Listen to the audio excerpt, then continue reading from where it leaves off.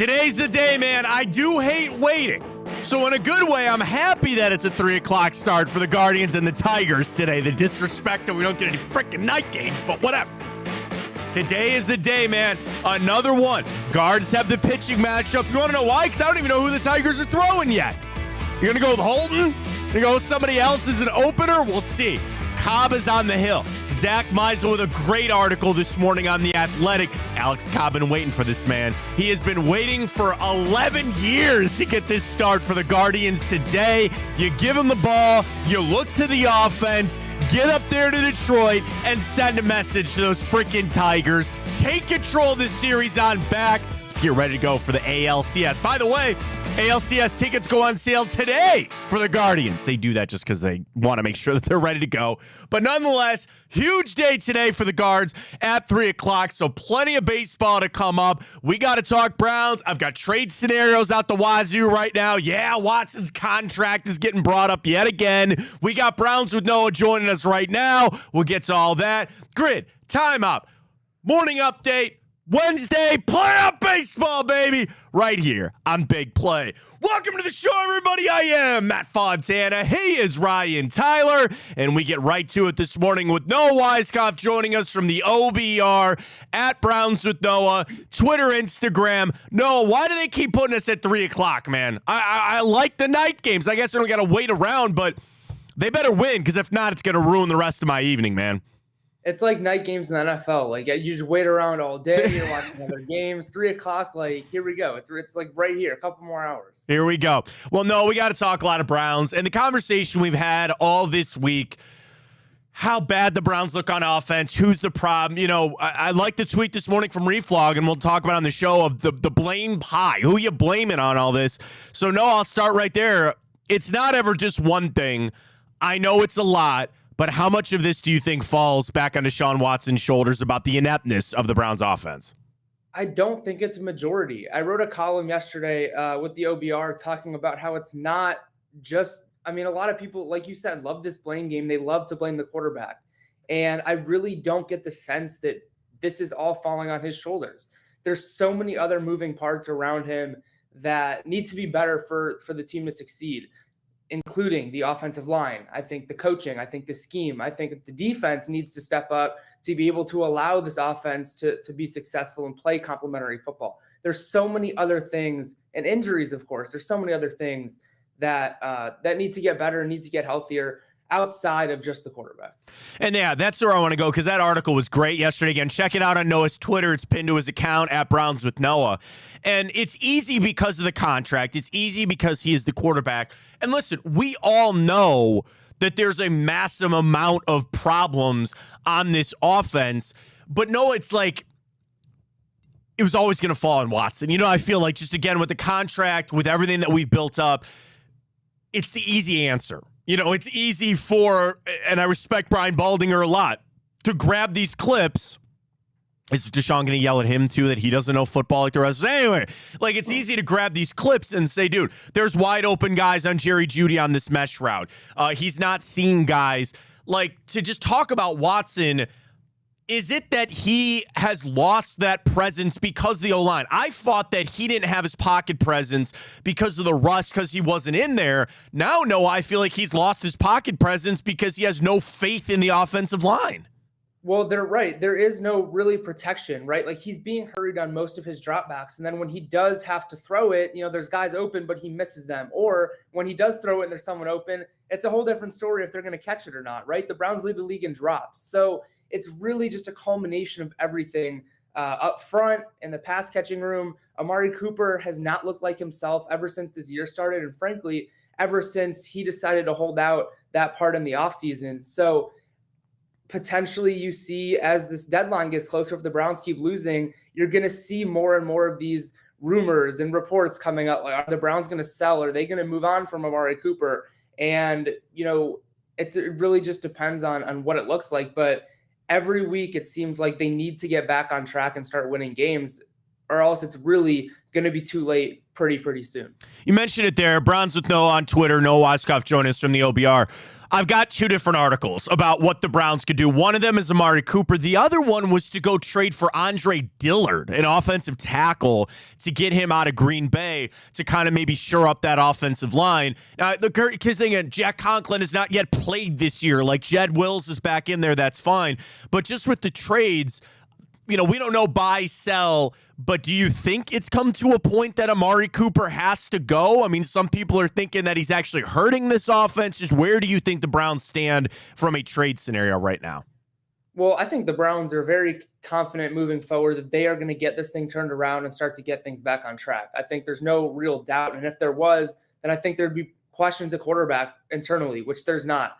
Deshaun Watson is their starter. They believe that they can get this thing turned around. I don't see, as of now, a move like Andre Dillard. I think that it would make more sense for them to bring in a veteran tackle who's a free agent rather than going out and trading for someone. There's definitely names there of older guys who may have been much, much better a couple of years ago who are still out there. We mentioned the example of a Jason Peters. I think there's those type of guys on the market. I do know there's one of those veteran tackles that there had been conversations that the Browns had turned down bringing him in as a free agent. So I don't know how interested they are in that. I do believe that they more want to just get healthy and believe in the guys that they have on their roster. And once they get healthy, I think they think this thing can get turned around. So you said they've had conversation. Is it Bakhtiari? No, okay. it was one. I was told it was one guy specifically. Oh, okay. So you're not sure which guy. Okay. Yeah.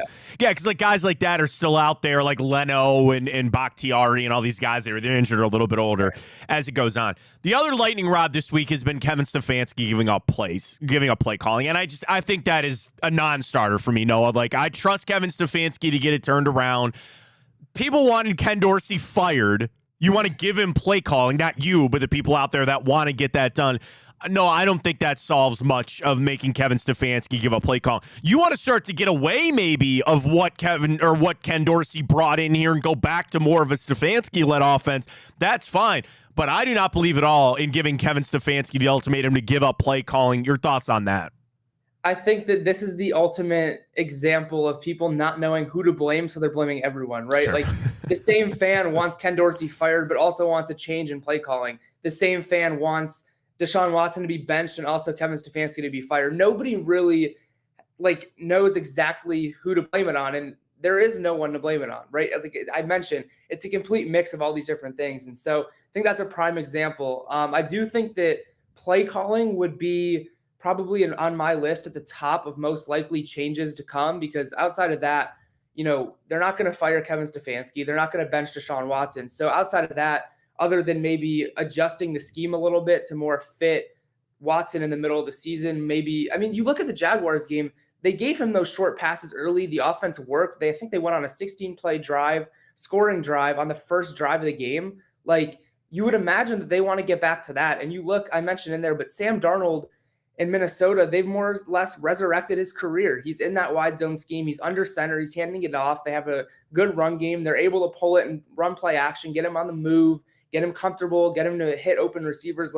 To me, that would make the most sense. But again, this new scheme that they've created is a mixture between Kevin Stefanski, Ken Dorsey, and Deshaun Watson. They all made it together in the offseason. So apparently there is belief that this can work and still get turned around. But I think that the key here is the shorter, get Deshaun Watson into a rhythm type throws early in the game.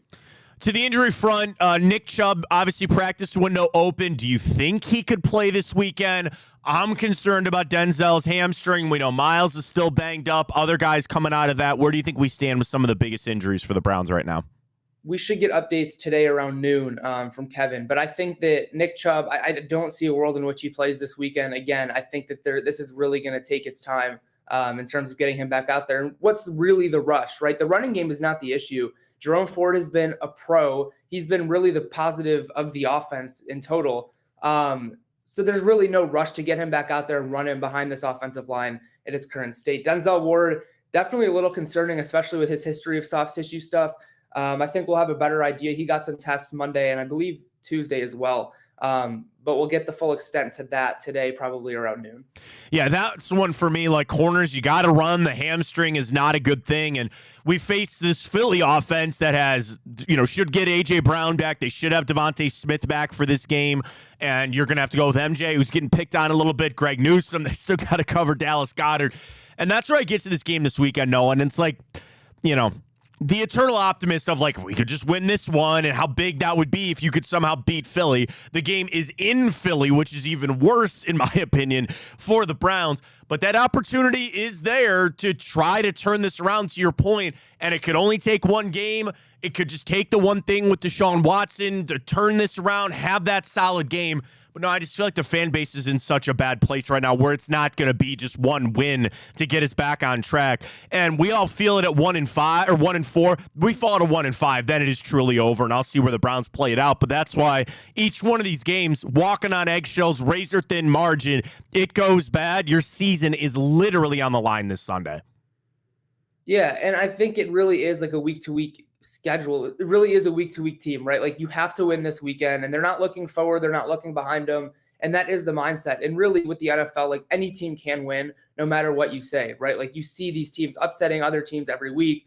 Anyone can win any given game. So they are going full go for this game. And not to mention, the Eagles haven't been what everyone expected either, right? Like their fan base and they haven't been and lived up to the expectations for Philadelphia football. So it really, the Browns have a chance, of course, and it is a really, really big game because if they keep losing, and I mentioned if the Browns lose like maybe two more games here, then you might be having to make a change of quarterback, regardless if you believe Deshaun is the issue or not. You can't go through a season with just losing every single game with a quarterback like that out there. So potentially they look at a situation where, we're going to sit Deshaun Watson down for maybe a couple weeks, and Kevin Stefanski makes it known that Deshaun is our starter. We're making a switch for a couple weeks. We're going to give Deshaun a breather. We're going to have him sit back and sort of take in 2 games from the sidelines. He's still going to be our backup, and then he's going to be a starter again. I think that would be the way you'd have to go about it because you can't just bench him for the rest of the year and then burn that bridge completely. Yeah, that's the final thing I want to get to you with, Noah. If they do bench him, if that comes to that point, I would be of the belief that that's it. That's over. Like you're basically going to Odell Beckham him, send him away. We can't cut you yet. We'll get to the June 1 post designation there. We'll have to spread that cap hit over and all that. But you see it on the other side where if they do bench him, you don't think that is the giant X and it's all over. You could see him potentially coming back. I think it depends on obviously what happens in those next however many games. But yeah, I think that there is a world in which Kevin Stefanski makes a smart decision in terms of talking publicly about what this looks like. And especially to Deshaun, I think that it would be really smart to make it known that he's still your starting quarterback, to not burn that bridge, but say that they believe it's in his best interest to sit back for a couple weeks, let Jameis go out there, and then put him back in after that, depending obviously on how that goes. Noah, I got to ask you before you get out of here, and I don't expect you to have a concrete answer on this, but I would love your thoughts on this. I mean, we're having this discussion here of, whose call is it if it comes to the point of benching Deshaun Watson? Like, is it really Kevin's choice, or is this a Haslam thing where he's telling Kevin what he's got to do?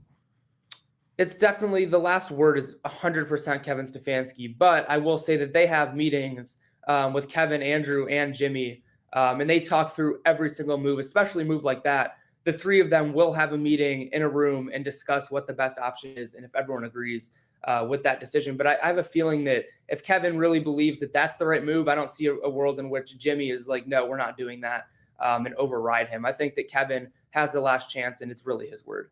Great stuff. Go read Noah's latest article up on the OBR. You can follow him on Twitter, X at Browns with Noah. It's not really all Deshaun's fault. We'll find out Sunday, man. Really appreciate it. Enjoy the game today. We'll talk to you next week, all right? Of course. Thank you, guys. There he goes, Noah Weiskopf. And yeah, I mean, he starts with that article. We'll get plenty of guards coming up as well. But a lot of what we talked about is true. We know that this is not all Deshaun Watson's fault. This is not all on him with the line, with the other stuff. And that's true, but it's the easiest thing. And I say easy because it's actually going to be the most impactful, but that's the easy answer. Your team is struggling. Your offense is struggling. It's going to fall back on the quarterback 100%. And let's not forget the reason that this is even an issue or a problem is because you've not ever seen it from Deshaun Watson. Look at Joe Burrow. They're 1-4 too. They've not won a lot of football games. Now that defense is trash, and they know it's not all Joe Burrow's fault, but there's no conversations about, well, I wonder if Joe Burrow is really the guy, because he has shown you that he is the guy. And that is the other thing that Deshaun Watson, throughout his time, whether it was the suspended year, the injured year last year, he's not shown you enough to fall back on, to feel good enough that he'll come out of it.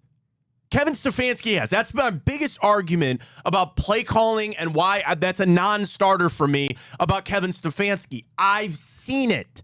I know he can do it. Ryan, I don't know if Deshaun Watson can do it. I can't go back 5 years back to Houston. I can't go back to a quarter of football last year. I can't go back to an individual drive in this game or that to try to say, yeah, I feel good about my entire franchise resting on this one guy. That is the quarterback position. Quarterback in the NFL is the most important singular position in sports. It's undeniable. That's why they get paid the money they do, and that's why all the really good teams have a quarterback. We need to get there. I want to get there. You hoped it was Deshaun Watson. I've got nothing to prove to me that that is a fact. That's why we're here. If there was anything else to grab onto, then we'd be saying, no, maybe it is the offensive line. Maybe it is the play calling. But you start with the easiest thing, and the easiest thing is Deshaun Watson. Knowing that, yeah, there's a lot of other problems. But, bro, I saw it. Dave retweeted it. It's from Brian Baldinger yesterday. There was the route down in the red zone. Jerry Jeudy is wide. I'm stealing this from Emmett. Butt naked, wide open in the end zone on a mesh concept. Amari went in. Jerry went out. Commanders went with Amari. He's waving his arm. Watson looked at him, looked away, ran up and took a sack. That's not the O-line. The O-line protection was perfect on that play. Now, the issue, with, like we talked about with Noah, have we gotten to that? Remember when Baker Mayfield was in there and he was so, not afraid, but like nervous of the offensive line, where that clock keeps speeding up on him. And then when he actually got time, it was so shocking to him, he still made the wrong throw because he thought he was going to get buried. Thrown in the dirt, so he speeds his clock up, makes a bad throw, or the other side of it, they are in his face and he takes the sack. That's where we're at with Watson. And then when we sit there and keep analyzing this and keep asking him over and over about it, it's compounding the problem. No, I'm not going to sit there and say treat Deshaun Watson with kid gloves. I'm over that. I started this season with an extremely low bar, saying we got to rebuild Deshaun Watson. We're 5 games in, man. You've not rebuilt anything. You have not rebuilt anything with him, starting with his confidence. You know, the one Jonathan Allen come out with. I sent the clip out from our show yesterday. Commanders D lineman. It's all up here with Deshaun Watson. He said it's all above the shoulders right now. And we had that conversation yesterday that one of the mistakes that the Browns made in this whole thing was believing that Deshaun Watson could overcome all the things that have happened to him. Whether, again, brought on his own, I'm not making excuses for it, fine. They assumed he was going to move past that and get back to a good mental state to play football. He is not in a good mental state to play football right now. There's no start there. You cannot, physically, what is one thing?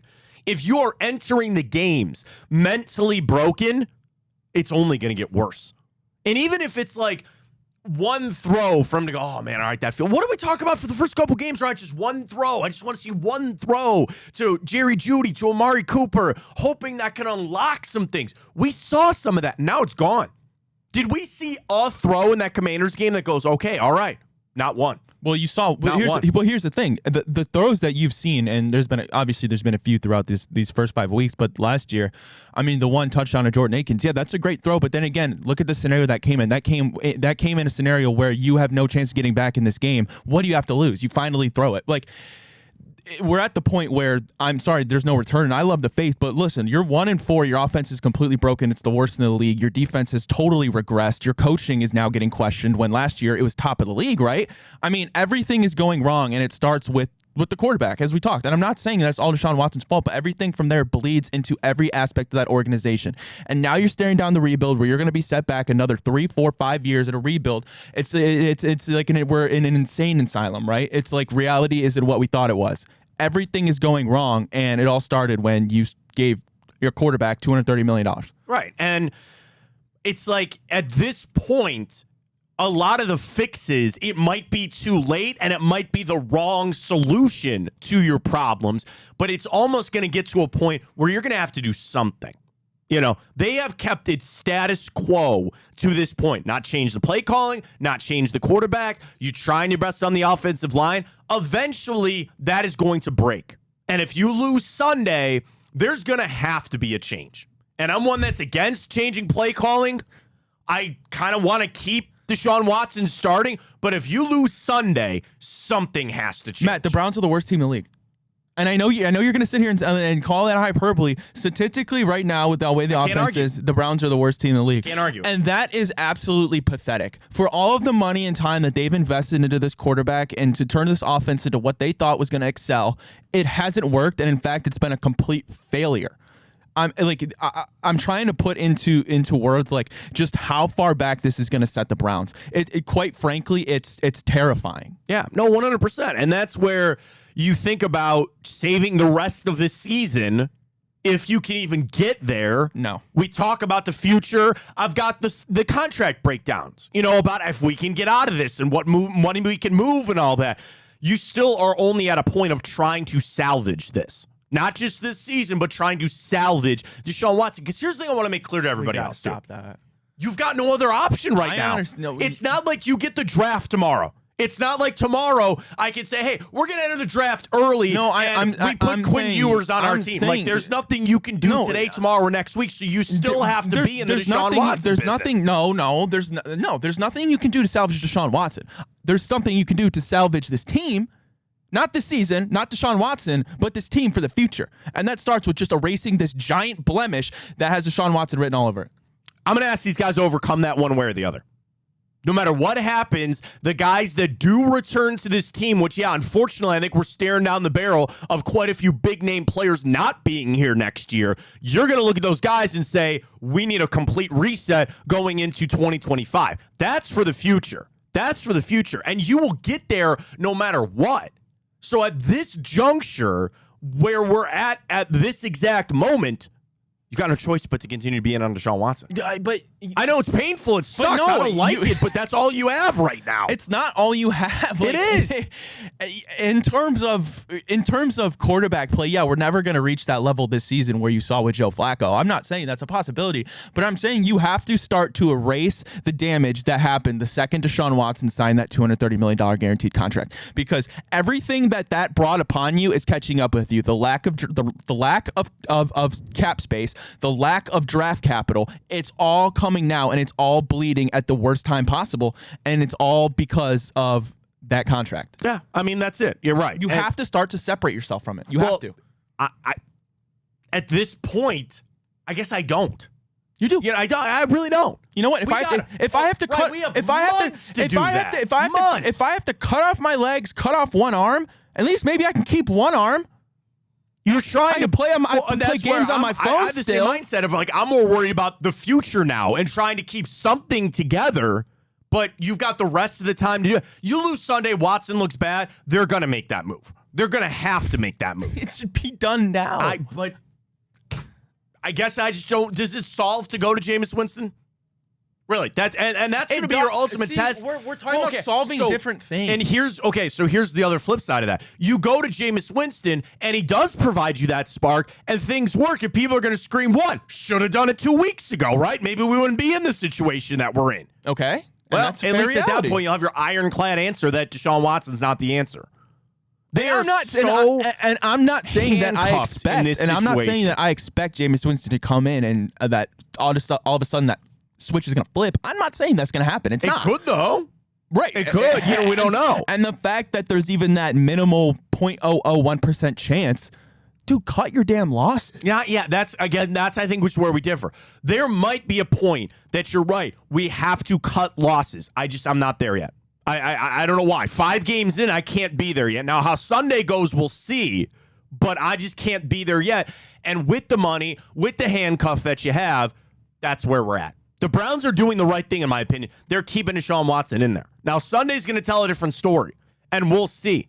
And it would not shock me, too, if there is a little element of they're going to keep playing him because everybody else has got to be out there. And it's almost like exposing him or throwing him out there to say, everybody else out there getting their asses whooped, you're going to be in there, too, with them. You're going to be in there, too, with them. I don't know what to tell you. Sorry. That's what you're going to have to do. You paid all that money, you're going to go out there and play. If you're healthy, you're going to start. Maybe he gets hurt. I don't know.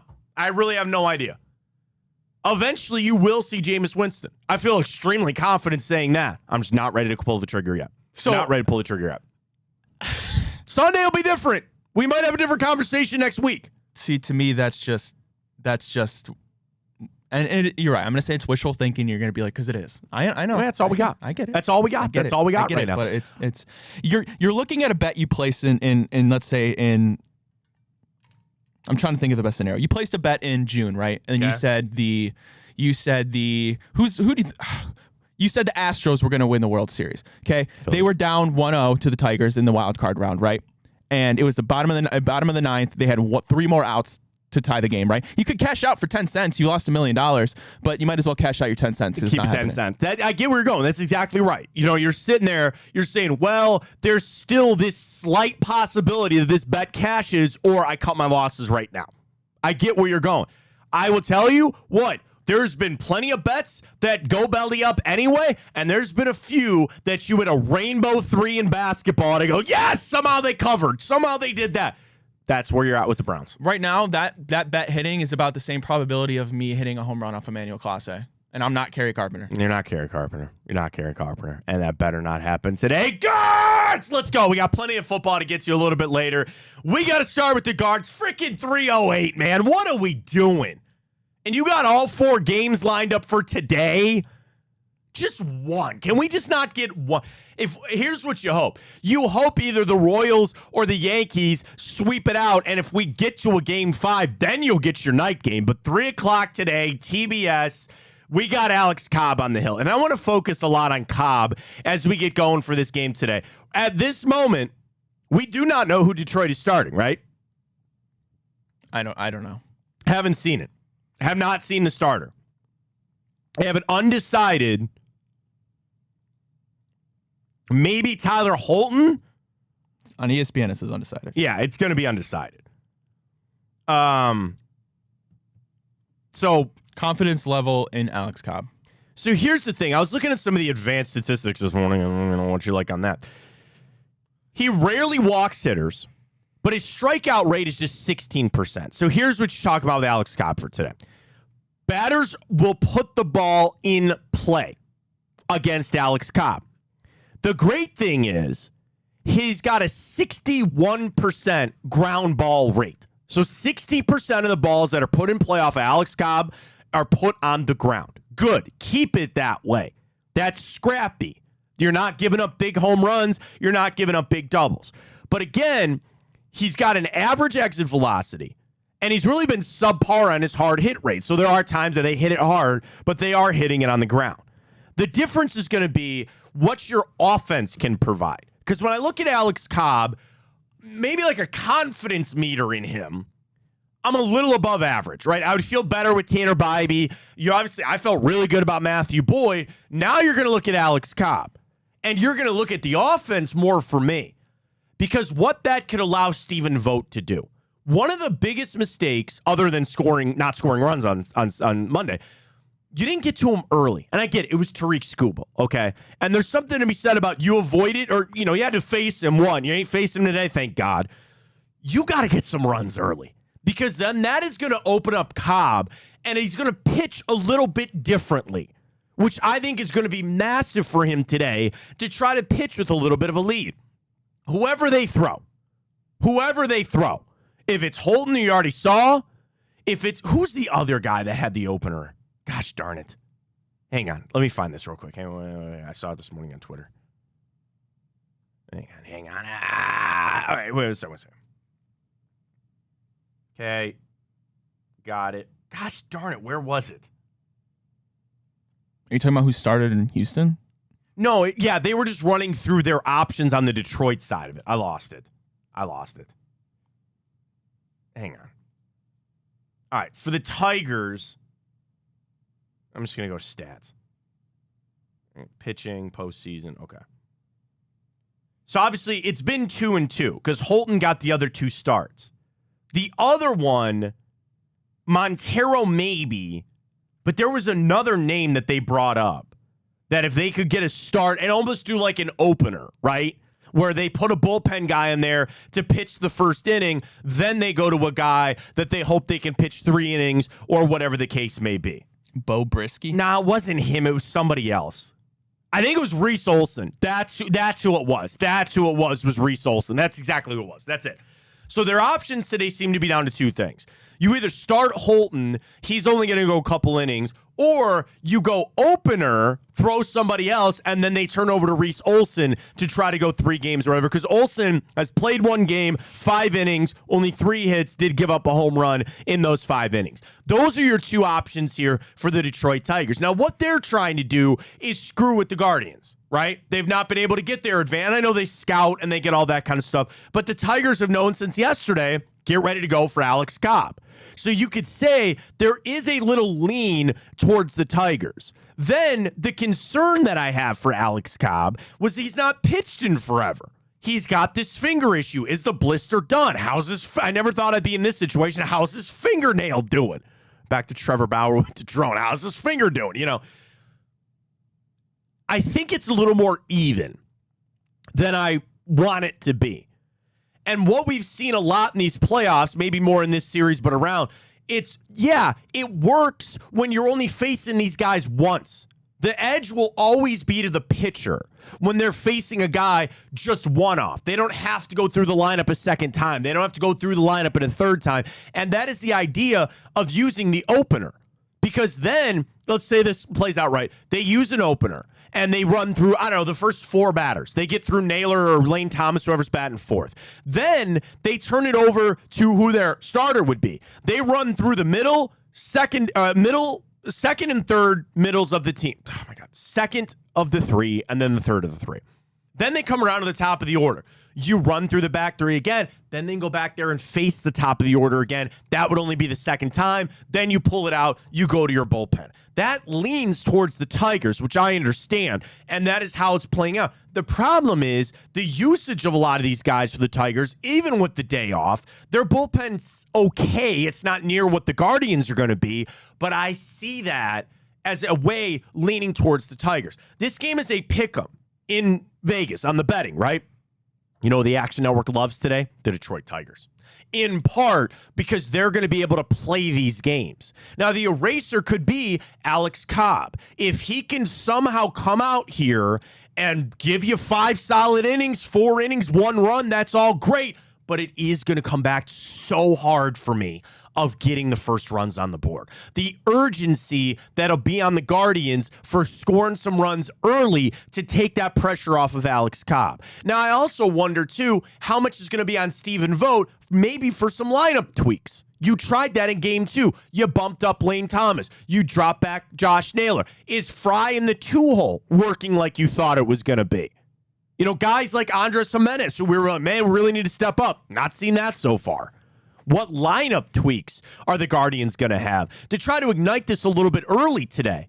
I got to tell you, man, I am so on. I think whoever scores the first run this afternoon is going to be, I think they're going to win the game. Hindsight's 20/20, of course, as it always is. Always is. But do you think possibly what Stephen Vogt should have done was start Alex Cobb in game 2, given that you knew your offense was going to struggle against Tariq Skubal?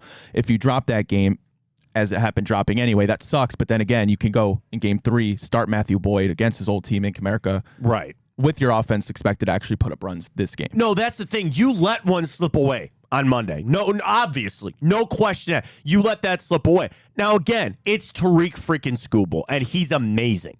And the Guardians were kind of, I feel like they lost their scrappiness in that game. And again, what'd they get? 3 hits, and I think 2 of them were without Skubal in the game. So it's hard to get on base. It's hard to manufacture runs. That should not be your problem today. And if I was sitting down with Stephen Vogt, as those guys wake up and go to the ballpark, you know what I want on a giant big sign? It's not Scooble today. That's it. And it's like hard because it would be easy for the Guardians to be tilted in this game and change their approach because they were not scoring runs on Monday. And I just want to chalk that up and say, it was Scooble. Don't worry about it. Now, the same thing goes if you had to face Tyler Holton, right? You smoked him on Saturday. That's where if I'm AJ Hinch, I'm not throwing him. I think you're getting Reese Olson today at some point of it. So that's where, if I'm the Guardians, don't overreact to the one game. Do I want maybe a little lineup tweak? Possibly. And that's kind of where, here's my tweak. I'd like Lane Thomas in the 2-hole. Because if you can get him on, I'm stealing right out of the gate. You know, we saw the Guardians bunt a little or attempt to bunt a little on Monday just to get Scoob on. You know how I was bitching about the Reds about that, but still, they bunt, get on base, get him tilted a little bit. That's where I like Lane Thomas at the top of that lineup today. I really do. Vegas, again, they're on the side of the Tigers in this one. So this is a pick'em game right now. Minus 110 each. Over-under is 7. Guardians minus a run and a half is plus 154. So that's where we sit today on that game. More trends for this as we get ready to go on this. So first off, they like the over in this game. Odd Shark prediction score. They run the simulation 1,000 times. 4.5 Guardians, 4 for Detroit. So they're like 8.5 runs for this. That's their best bet in this.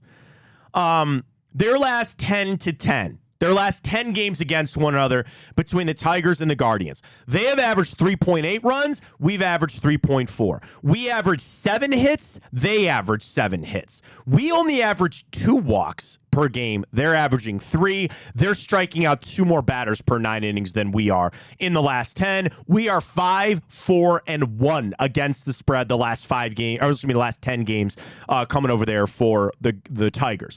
Cobb in his last 3 starts. Here's your scary thing. He's not started a game since September 1st. In his last 3, though, he's 2-1. 6 innings, 5 2/3, 4 2/3. He has struck out 10 batters in his last 3 starts and only given up 5 runs. His last start against Pittsburgh was stellar. He went 6 scoreless innings and struck out 6, giving up 0.3 walks per hit, whip per inning. That's the Alex Cobb that I need. Dude, that was a month ago. Can he recreate that and be the guy that they're going to need him to be today? That's what I'm looking at. Then you talk about the Tigers being at home. That's another factor in this. You know it's going to be loud. You know it's going to be exciting there. It's going to be big. Under has hit 6 out of the Guardians' last 7 games. They are 5-2 straight up in their last 7 against Detroit. Here's your over, which you like. The over is hit 4 out of the Guardians' last 5 games at Comerica. For Detroit, the under has hit 6 out of their last 8 games and 8 out of their last 10 at home. So again, I like the over, but all the trends kind of tell you the under in this as we get ready to go. So for the Guardians today, big key for me, get those runs early, try to get them a little bit off their pitching matchup, because also it's going to speed up AJ Hinch, right? You score a couple of runs, I don't think he's giving this game up, so he's going to maybe have to move up his pitchers. That's where you get difference for tomorrow. Man, this game is so big today. This game is so massive today on what you can do to speed up things, either for the Guardians or for the Tigers, because of the implications you're going to have for tomorrow. Tariq Schoolboy starting tomorrow. There's no way he's going to start tomorrow, right? Unless it's, I don't know, man. No way. Guardians win today. Do you throw him out there for 3 innings? I don't know. No. What, like this has got to be everything. This has got to be everything. Because, again, if you can get after them and have them burn a lot of their bullpen, man, are you going to be set up for tomorrow. And I'm talking early, man. I'm talking you get guys on, you steal, you run, you do what you need to do to get the first 2 runs on the board today. Oh, so big. I love it, man. 3 o'clock today. We'll get going with the Guards. Super excited for that. We'll get our official wagers a little bit later today, but I'm feeling the Guards. You know how I roll with it. All right, back to the Browns, because I got a lot of trade things this morning. So CBS Sports ran through a trade for every single NFL team. And I mentioned this one with Noah Weiskopf.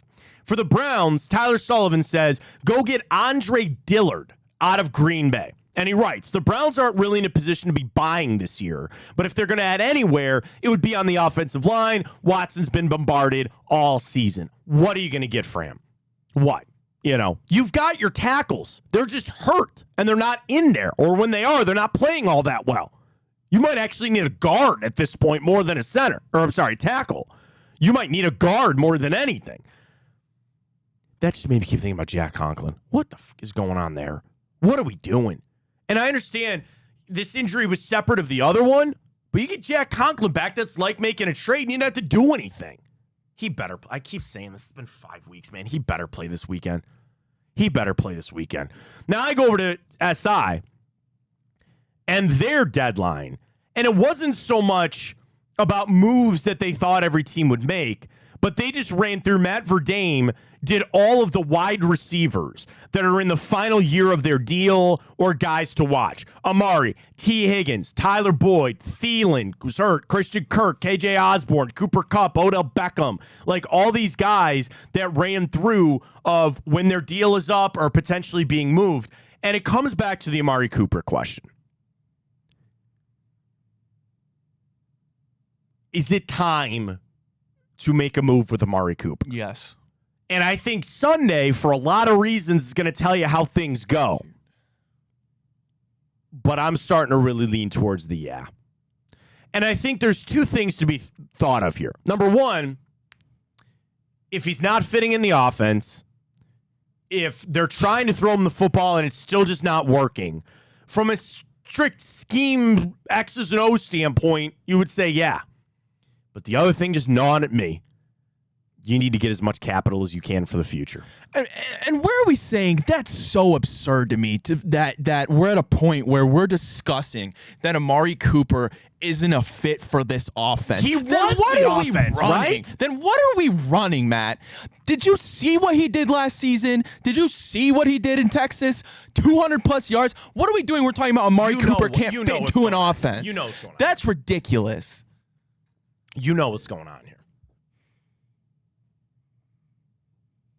They brought Ken Dorsey in. They changed everything, and it looks like crap. That's it. Yes, Watson deserves the blame. Yes, the offensive line. I am of the strong belief that they brought in this Ken Dorsey stuff, and it's not working. That's it. That's what's going on here. They went all in to try to build this offense for Deshaun Watson, and it's going really bad. So now, eventually, I'm going to get to the point where I'm going to yell at Kevin Stefanski to scrap everything.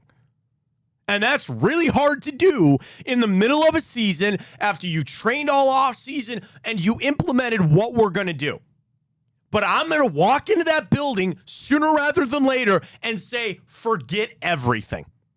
That's it. Forget everything that we have done related to what Ken Dorsey has brought here, because it ain't working. We're going to go back in this direction over here. We're going to go back to what Kevin Stefanski does. Now, the problem is Andrew Berry has built this roster up to go in this way. He didn't sign a bunch of tight ends this offseason. He didn't keep a fullback around. They went all wide receivers. It's not working. All right, man, we're going to have to make do with what we can. We're going to flip this around. Now, that also coincides with what? Eventually, Nick Chubb will come back. Now, you're going to laugh and say, how can you run behind that offensive line? I get it. I think we are at the point of all the things going on. Okay, and this is actually maybe a great Twitter question. What's the first thing that you would do to try to fix the Browns?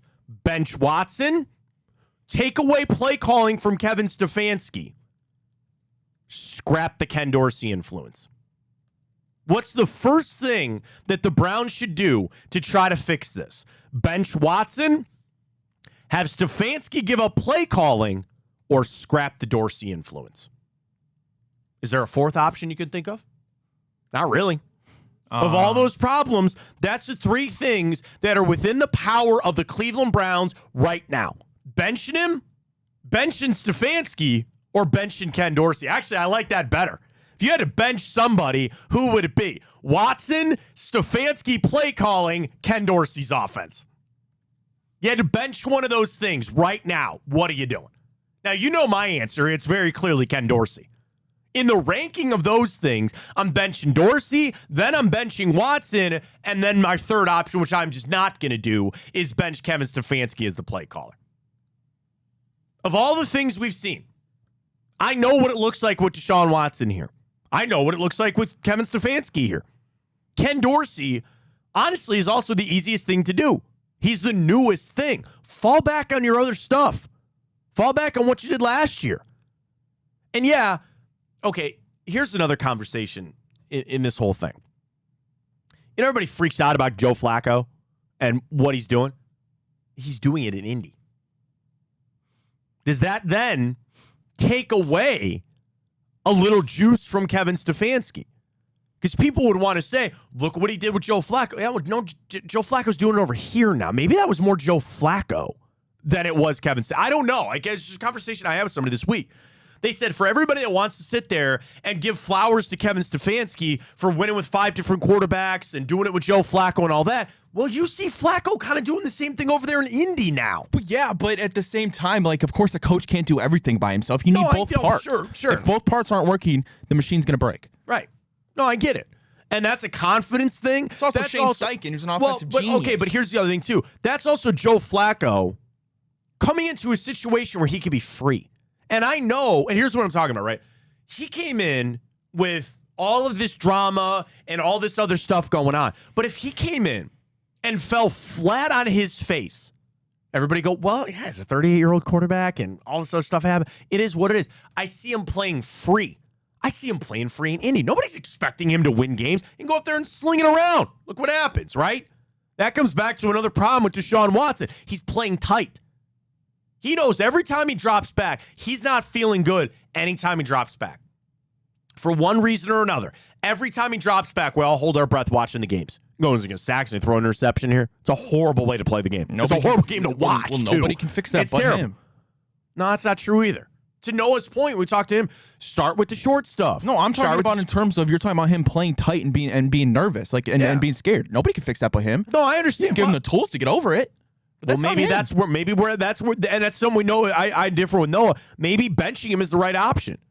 There's two ways to handle that. It's almost like when you get sent down to the minors in baseball. You either go down there and you pull a Kyle Manzardo. I'm going to go down there, fix my swing, get my swag back, and I'll come back and be able to help the major league team. Or you go down there, you sulk, you're pissed off, and you never come back. Yeah, and if you were a betting man, which one do you think Deshaun Watson, what route that would go down? Well, the problem is benching him, he's getting no work. Benching him, you get practice. You get maybe a mental reset. I don't know. He needs a vacation. He needs we need the bye is really what we need. He needs to retire. He's got the money to do it, I guess. But like that's in essence a lot of the problems that we're coming to with Watson. He needs a mental reset, and now is not the time for one. Your reset could be, we're scrapping this stuff with Ken Dorsey. What was he doing then during the whole time he missed the last half of last season? During this whole off season where he's getting healthy. I don't want to hear the mental reset. No. I actually think he came into the season in a good place. I actually think this season, again, you knew Dallas was going to be tough, but you came into the year, we all had optimism. Whether or not you like Deshaun Watson or not, we all started this season in a good place. It's just gone to hell in a handbasket the last month. It's been so quick. It's like trying to drink through a fire hose. You're just getting slammed. There's no way. It's suffocating. The Browns are being suffocated right now. And we have got to find a way just to loosen this up. What's going on isn't working. The status quo is not working. So eventually, they're going to have to do something. That goes back to our Twitter question. What are they going to do? For my money, and for also what I think might be the most impactful thing, is scrapping everything with Ken Dorsey. And if you got to use him as the scapegoat or as the fall guy, do it. We'll get to Robert Saleh in the morning update, right? You have got to sometimes have that. The Browns need a shake. That shake would be any of our three options. Benching Watson, taking play calling away from Stefanski, or firing Ken Dorsey. I'm not talking about the defense. They got their own problems. Those are all more internal. I think those things are more, I guess it's all internal, but what I'm saying is that's just, they don't tackle well, and I think Jim Schwartz is getting exposed a little bit. Figure that out over there. I'm focused on the offense right now. I need a slap in the face. They have got to do something to wake up. And even if they did that, you might just come back with, they are just void of talent. Maybe that's where we're at too. They are just strictly void of talent, but I can't buy that. I can't buy that. I've seen this team with lack of talent, and I've seen them produce with Kevin Stefanski. Find a way. Find a way. And it's all under the guise that eventually you still might have to make that move with Deshaun Watson. Of course you do. Like we're fighting the inevitable. And even if you're going to sit here, first thing I would do is I'd bench Watson and I'd scrap the Ken Dorsey influence. But then again, if you're talking about scrapping the Ken Dorsey, you're talking about scrapping the Ken Dorsey offense. Well, sure, let's go back to Kevin Stefanski offense. You don't have the personnel. You don't have Nick Chubb. You don't have Harrison Bryant. You don't have, like, it's impossible because you set yourself up in this box. Who and now would you're have ever trying thought to we'd be escape sitting it. here wishing Harrison Bryant was back here, by the way? It's disgusting is what it is, and there's no way around it this season. This season is a scrap heap of remains that we thought was going to be a well-oiled machine. But I've got no choice but to continue to try to pull it out of the fire, okay? And that's the other mark of this team. When you start getting apathetic, when you start letting it slip away, it's over. They will fire Kevin Stefanski if that happens. They will fire him if they have no choice but to show up every day and try to get it done. You might feel like you're bailing water off the Titanic, okay? I get it. But you better get your bucket and you better keep trying. The ship is going down, man. The band is playing. Leo's holding on to the door, all right? Keep bailing. Keep trying to throw that water over the side because you got nothing else left to do. Because once you stop, it's over. Once Joe Bitonio gives up, it's over. Once Myles Garrett gives up, it's over. And you ask a lot of those guys as individual professional athletes, as human beings and men, to not give up. But that's a lot on the coach, too, to keep it going. And you hear it. And I know it's ad nauseum, and sometimes it pisses you off when Stefanski keeps giving you the same old line of bullcrap. We're going to show up and we're going to keep working. And I need to coach better, and we need to play better. But that has got to be the message. There's no point right now giving up. You can't. I'm not. I know it's bad. I know this sucks, and I hate it.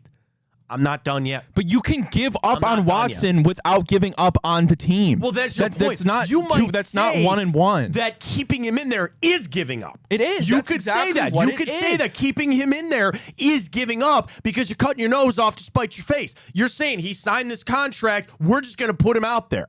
And I don't have a better way to describe this, and I'm not saying this is how the Browns are operating, but this is the easiest way for me to do it.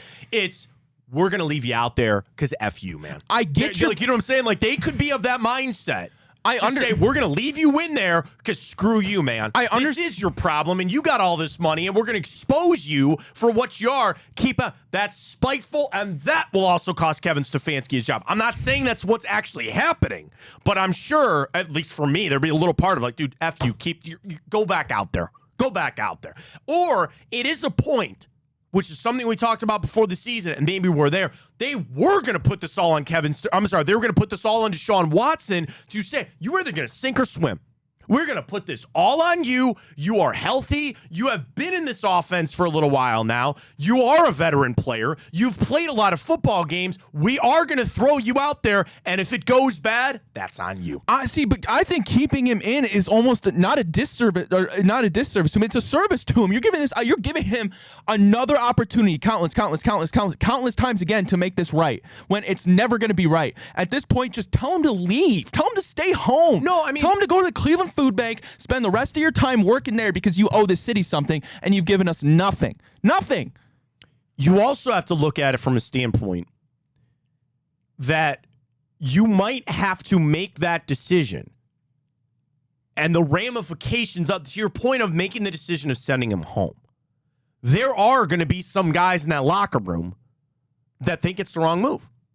That's Yeah, fine. I'm just saying, there's always going to be that where you're like, wow, well, thing, they're now not the that could be the coach. shakeup of I wasn't doing enough to help him. But again, I go back to between the lines. We talked about this a lot. Those guys know what's actually going on. In that film room, when they're breaking these plays down, they're going to sit there and they'll go to Deshaun Watson and go, what are you doing here, man? What was going on here? They actually know. So if you get to that point, there might be a wave of relief, but there also could be some resentment. I don't care if there's resentment because I bet you my bottom dollar most people in that locker room would look at that move and be like, yeah, honestly, that's probably the right thing to do. As a coach, you look at your team, you say, we fucked up. We believe in you guys. You're not the problem. Yes, they're not playing well enough and they need to fix their shit too, but we messed up big time by giving this dude this contract and expecting him to take us places we can't. Let's try and make this right and get you guys somebody that we know can use your talent and get us to the place where we thought we were headed last year and not be bottom dwellers for the next 4 or 5 years like we're about to be. Then you also are going to ask these guys that if the flip to Jameis Winston eventually becomes the thing, you better save him too. There's also a part of saving Deshaun Watson from himself. You know, like that's kind of where I maybe have a disconnect of it, where I'm trying to think. What do you mean saving him from himself? Like if you just keep putting him out there over and over and over and over and over again, that's not doing anything for him. Like, and this thing, it's a big boy league. I'm not saying that. And I just talked about throwing him out there to expose him. But eventually you might get to that breaking point where you're actually just doing a lot of further damage.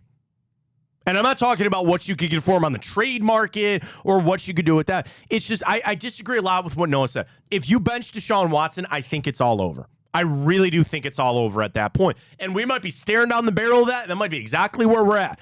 But when you do it, eventually there might have to be a factor of saving him from himself. Saving him from the defenses, saving him from everything else that's going on. You might be saying, I don't care because he's not going to be my quarterback moving forward. Who cares? I don't. I certainly don't. Yeah. Final thing, this is from ESPN this morning, and it's a lot of the contract discussion, okay? So Dan Graziano tiered, not these tiers, like level tiered, all of the quarterback contracts in the NFL. So like tier 1 was free and clear. Guys that are on cheap deals, they could literally move on if they wanted to. They're the most manageable circumstances. That is Brock Purdy. That is Justin Fields and Russell Wilson. That's Will Levis, Aiden O'Connell, all that. Then you have your year to year veterans, guys that have shown you a little bit, but not enough, and they're kind of year to year. Geno Smith, Baker Mayfield, Matt Stafford, Aaron Rodgers, Daniel Jones. Then he had an interesting tier of call me in 2 years. On these guys. Jordan Love, Derek Carr, who's now hurt. Those are the only two. In good shape for now, but massive deals on the horizon. Patrick Mahomes, Josh Allen. The class of 2027, guys that are not going to get another deal for at least another 3 years. Lamar, Burrow, Kyler Murray, Dak Prescott, Jared Goff, Tua. How is CJ Stroud not on that? Because he's class of 2028. Class of 2028, C.J. Stroud, Anthony Richardson, Bryce Young. Yeah, but they're not going to let him go out on his last year without a deal. No, they'll get him. We got to play 3 years. Can't get an extension without 3 years in. Yeah, so but that'll be next year, after next year.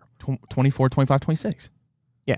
Well, he's just talking about Here are your 2023 first rounders who are under team control through 2027 via the 5th year. So all he's talking about is like doomsday scenario. At least they have them through 2027. But you're right. CJ Stroud will be in a fat contract next year. If anything has been shown through this whole thing is do not wait. Do not wait seriously. To pay your guys. But that's that class. Then long-term planners. They have guaranteed structures in the deal. They're not going anywhere anytime soon. Jalen Hurts, Justin Herbert, Trevor Lawrence. Then you've got your rookies, Jaden Daniels, Caleb Williams, Jacoby Brissett, Bo Nix. Complicated rookies. J.J. McCarthy. Did you just say Jacoby Brissett's a rookie?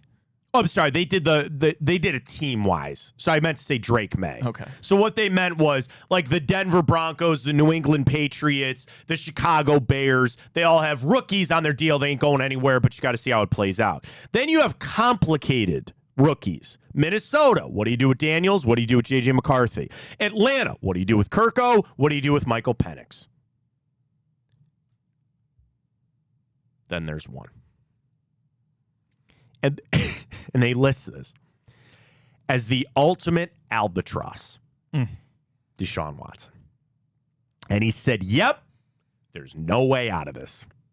He is signed through 2026 with $93 million of guarantees left. Graziano says the earliest exit point is 2027. That ain't happening. Here's the write-up. Yes, this one. So the Browns signed Watson to a fully guaranteed $230 million, restructured it to save cap space, so he's making 1.1 minimum salary, but he's owed $46 million guaranteed of each of the next 2 seasons. He's been horrendous. Yes, we know. Here's the interest that we all have. If the Browns cut Deshaun Watson this offseason, they would take on $172 million of dead cap. Let me say that again. $172 million in dead cap. They still owe him $92 million in cash. You know what I tweeted out yesterday, Matt? The $92 million that they still owe Deshaun Watson is more money than the Pittsburgh Steelers are spending on their entire offense this season. That is more money than the LA Chargers are spending on their entire offense this season. That's what you owe Deshaun Watson. He says if the NFL suspends Watson again, which is not going to happen, the Browns could void his remaining guarantees and the dead cap for cutting him to just drop it to $82 million. This is far and away the worst situation in the quarterback situation in the NFL, and probably the worst ever. All right, here's your way out. Yeah. Here's your way out. Here's the only thing that I can think of right now. And if you go where I think you're going to go, please keep this savory and above board. That's all I'm going to say. This is also hinging on the Browns will not be competitive for at least another 3 years.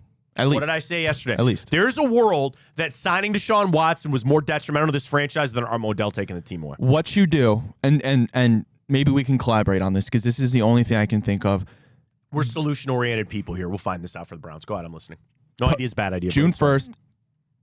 Post-June 1 cut. You cut Deshaun Watson. Correct. No doubt about it. You spread use that your money first over round 2 draft pick. Use your first round draft pick.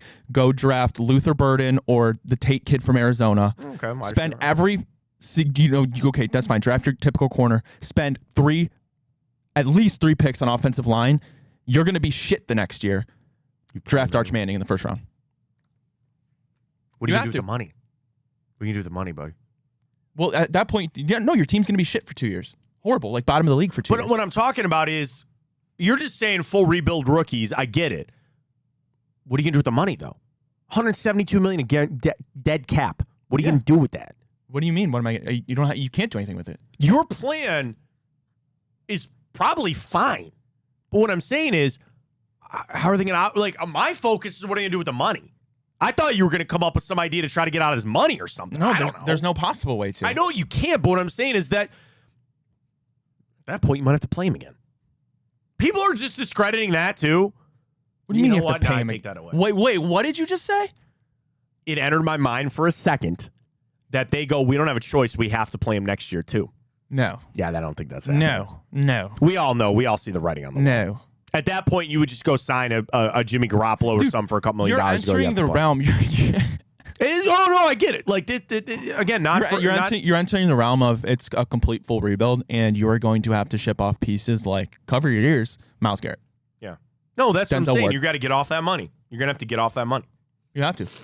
Because at that point, what's the point of having Myles Garrett on a scrub team wasting? I'd rather see Myles Garrett go somewhere else and continue his Hall of Fame career than sit and then watch him waste away 2 years on a 3-win football team. You, at that point, would get off the money and also get a first-round pick back. There's no other way. And I hate having this conversation. There's no other way. I hate having this conversation. There's no other way. But Deshaun your point, Watson, if you know you're going to be set back Deshaun Watson ruined your franchise for the next 5 years. So the problem is, okay, with where we're at and the eggshells the Browns are going to walk on, bro, we've all seen a lot. That's stuff that people would walk away from this franchise. That's the kind of stuff that we're talking about, that they would walk away forever. And they would never let that go. We're already in the situation. About fans? What's that? You talking about fans? Yeah.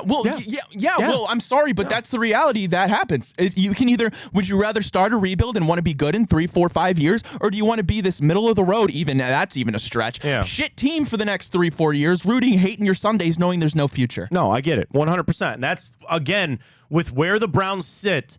There are not many paths to get to the future, but they can still pick wrong ones. How about this, Matt? How about this one? Still pick a wrong You're one. never going to see Nick Chubb play another playoff game for the Cleveland Browns.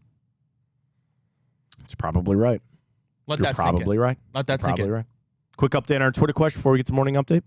Heavily 65% bench Watson. What's the first thing you do? Bench Watson, have Stefanski give up play calling, scrap the Ken Dorsey influence. 22% scrap Dorsey influence, 12% Kevin Stefanski give up play calling. Mike, let the football people do their job. Let Stefanski run the offense. He's had success. Clee Chatter, scrap Dorsey, then get back to 12 personnel with Jameis. Buck, all three. Give Dorsey the keys to the car. Well, then that's contradictory. What do you mean? You can't say give up Stefanski play calling, but then scrap the Dorsey influence. You can't do that. Have Ken Dorsey come in to call plays of Kevin Stefanski's offense. That doesn't work. It's not going to work regardless. Work. You don't have a core. Look, Ken Dorsey could whip up the most genius McVay-Shanahan mixture offense that would, with Josh Allen, would be the best prolific offense in the NFL. Baby's capable of that, but it's not going to happen. Not even half of that, not even a quarter of that, not even a tenth of that with Deshaun Watson. I get it. So Ken Dorsey will be out of here. Maybe not his own fault. But that's the reality of it, and That's easy. I will pre-order a Browns Arch Manning jersey right now. That's the step one of all of it. All right, we got the morning update coming up. We'll get to the grid. Plenty more baseballs. We kick things off today at 3:08 versus the Tigers. We'll get ready to go for that. Do not forget, get over to Lakewood Truck Park. We're going to be there at 1 o'clock today, baby. Presented by our great friends at a Lipton Hard Iced Tea. Bro, I had one there on Saturday. Woo! So very tasty. Jensen's going to be there. Padone's going to be there. You never who else will stop by. So if you're looking for a place, get out of work a little bit early. Take that half day. Slide it over to Lakewood Truck Park. You know what I'm looking at right now. See who's there. Original Steaks and Hoagies was there the other day, man. I love it. I love it. What do we got today? Bearden's is back. Let's go. Have you ever had a Bearden's burger? No. Steak burger? Oh, buddy, bro. You're missing out. We just had it this past weekend. Bearden's is a West Side staple. They have delicious steaks. Their burgers are unmatched. They're there with Samurai Dynasty and Smoke This at 4 o'clock. But you can get there for Bearden's from 11 to 3. So get on work. Get on work. Push that meeting away. Go ahead and on your Teams and just click that busy. Put that red up there for you. Get on over to Lakewood Truck Park, presented by our friends Garage Beer and Lipton Hard Iced Tea. Hang out. Supposed to be these are the days that I love, man. When the sun's out, but it's in the 60s, get that hoodie on, sit outside, and also at Lakewood Truck Park, which I love. You're outside, plenty of TVs. You have plenty of TVs to watch the game. So we'll see you there at 1 o'clock today with Jensen and crew for our pregame shout-out, pregame there for the Guardians game coming up at 1 o'clock at Lakewood Truck Park. So we'll see you over there. Also, don't forget Wednesday, we got Drennan coming up. Had great shows last night with the return. I watched a little James Rapine, Andrew Fox Miller. Things are bad down there in Cincinnati, too. Better than here, I'll tell you that. Way better than here. They got a franchise quarterback. That's why. They got their franchise quarterback. That is what it is. So here we are. So we got it all for you right here on Big Play. You can always follow us on Twitter X. Follow all of our merch. Follow our horse, Big Play Horse. It's everywhere that you need it right here. All right, break, come back. Morning update, more guards. Get to the grid. Stay with us. I'm Garage Beer, and this is Bobby Carpenter. Garage Beer. Beer-flavored beer. Beef with an F? Okay, my bad. It's crisp and cool, and it doesn't taste like ass. I'm Bobby Carpenter. I drink in garages because my wife says I don't belong inside. If you like a cold breeze on your bag, drink Garage Beer. It's American, and so can you. Garage Beer. Beer-flavored beer. Well, how do they know I'm doing this? Did somebody leak this out? It's social media. Oh. It's just, that's the way social media works now. I thought maybe you were just running that yap.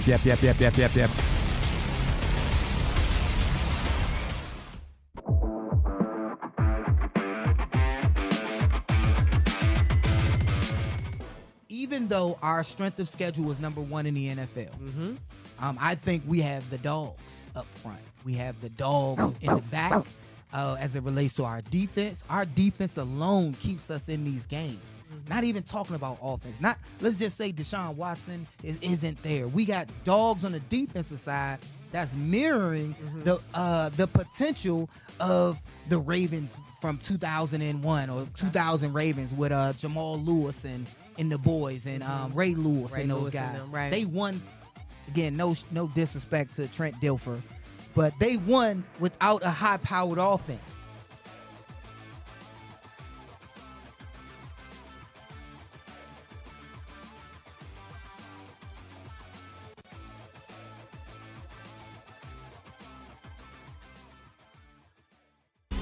I don't buy into this nonsense, this conspiracy nonsense that he's got his money and he's dogging it. That's ridiculous. They're off in the Kentucky Derby as Authentic takes them around the far turn. Tis the Laws making his move now, and they're into the stretch. These two stride for stride. Authentic, tis the Law. Here's the wire. Authentic has won the Kentucky Derby.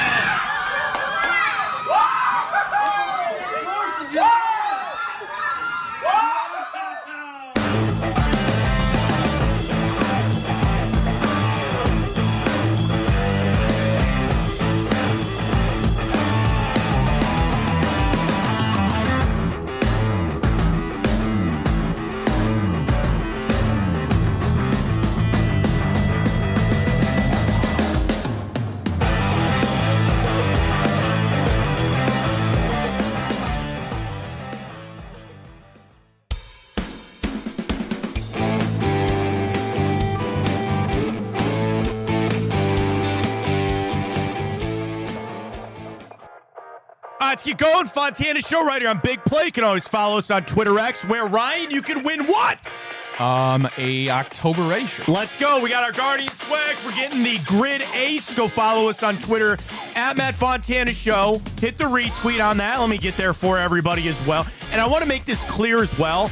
Make sure you retweet the actual tweet. Like, I know we sent out one that says, hey, a few days left to enter.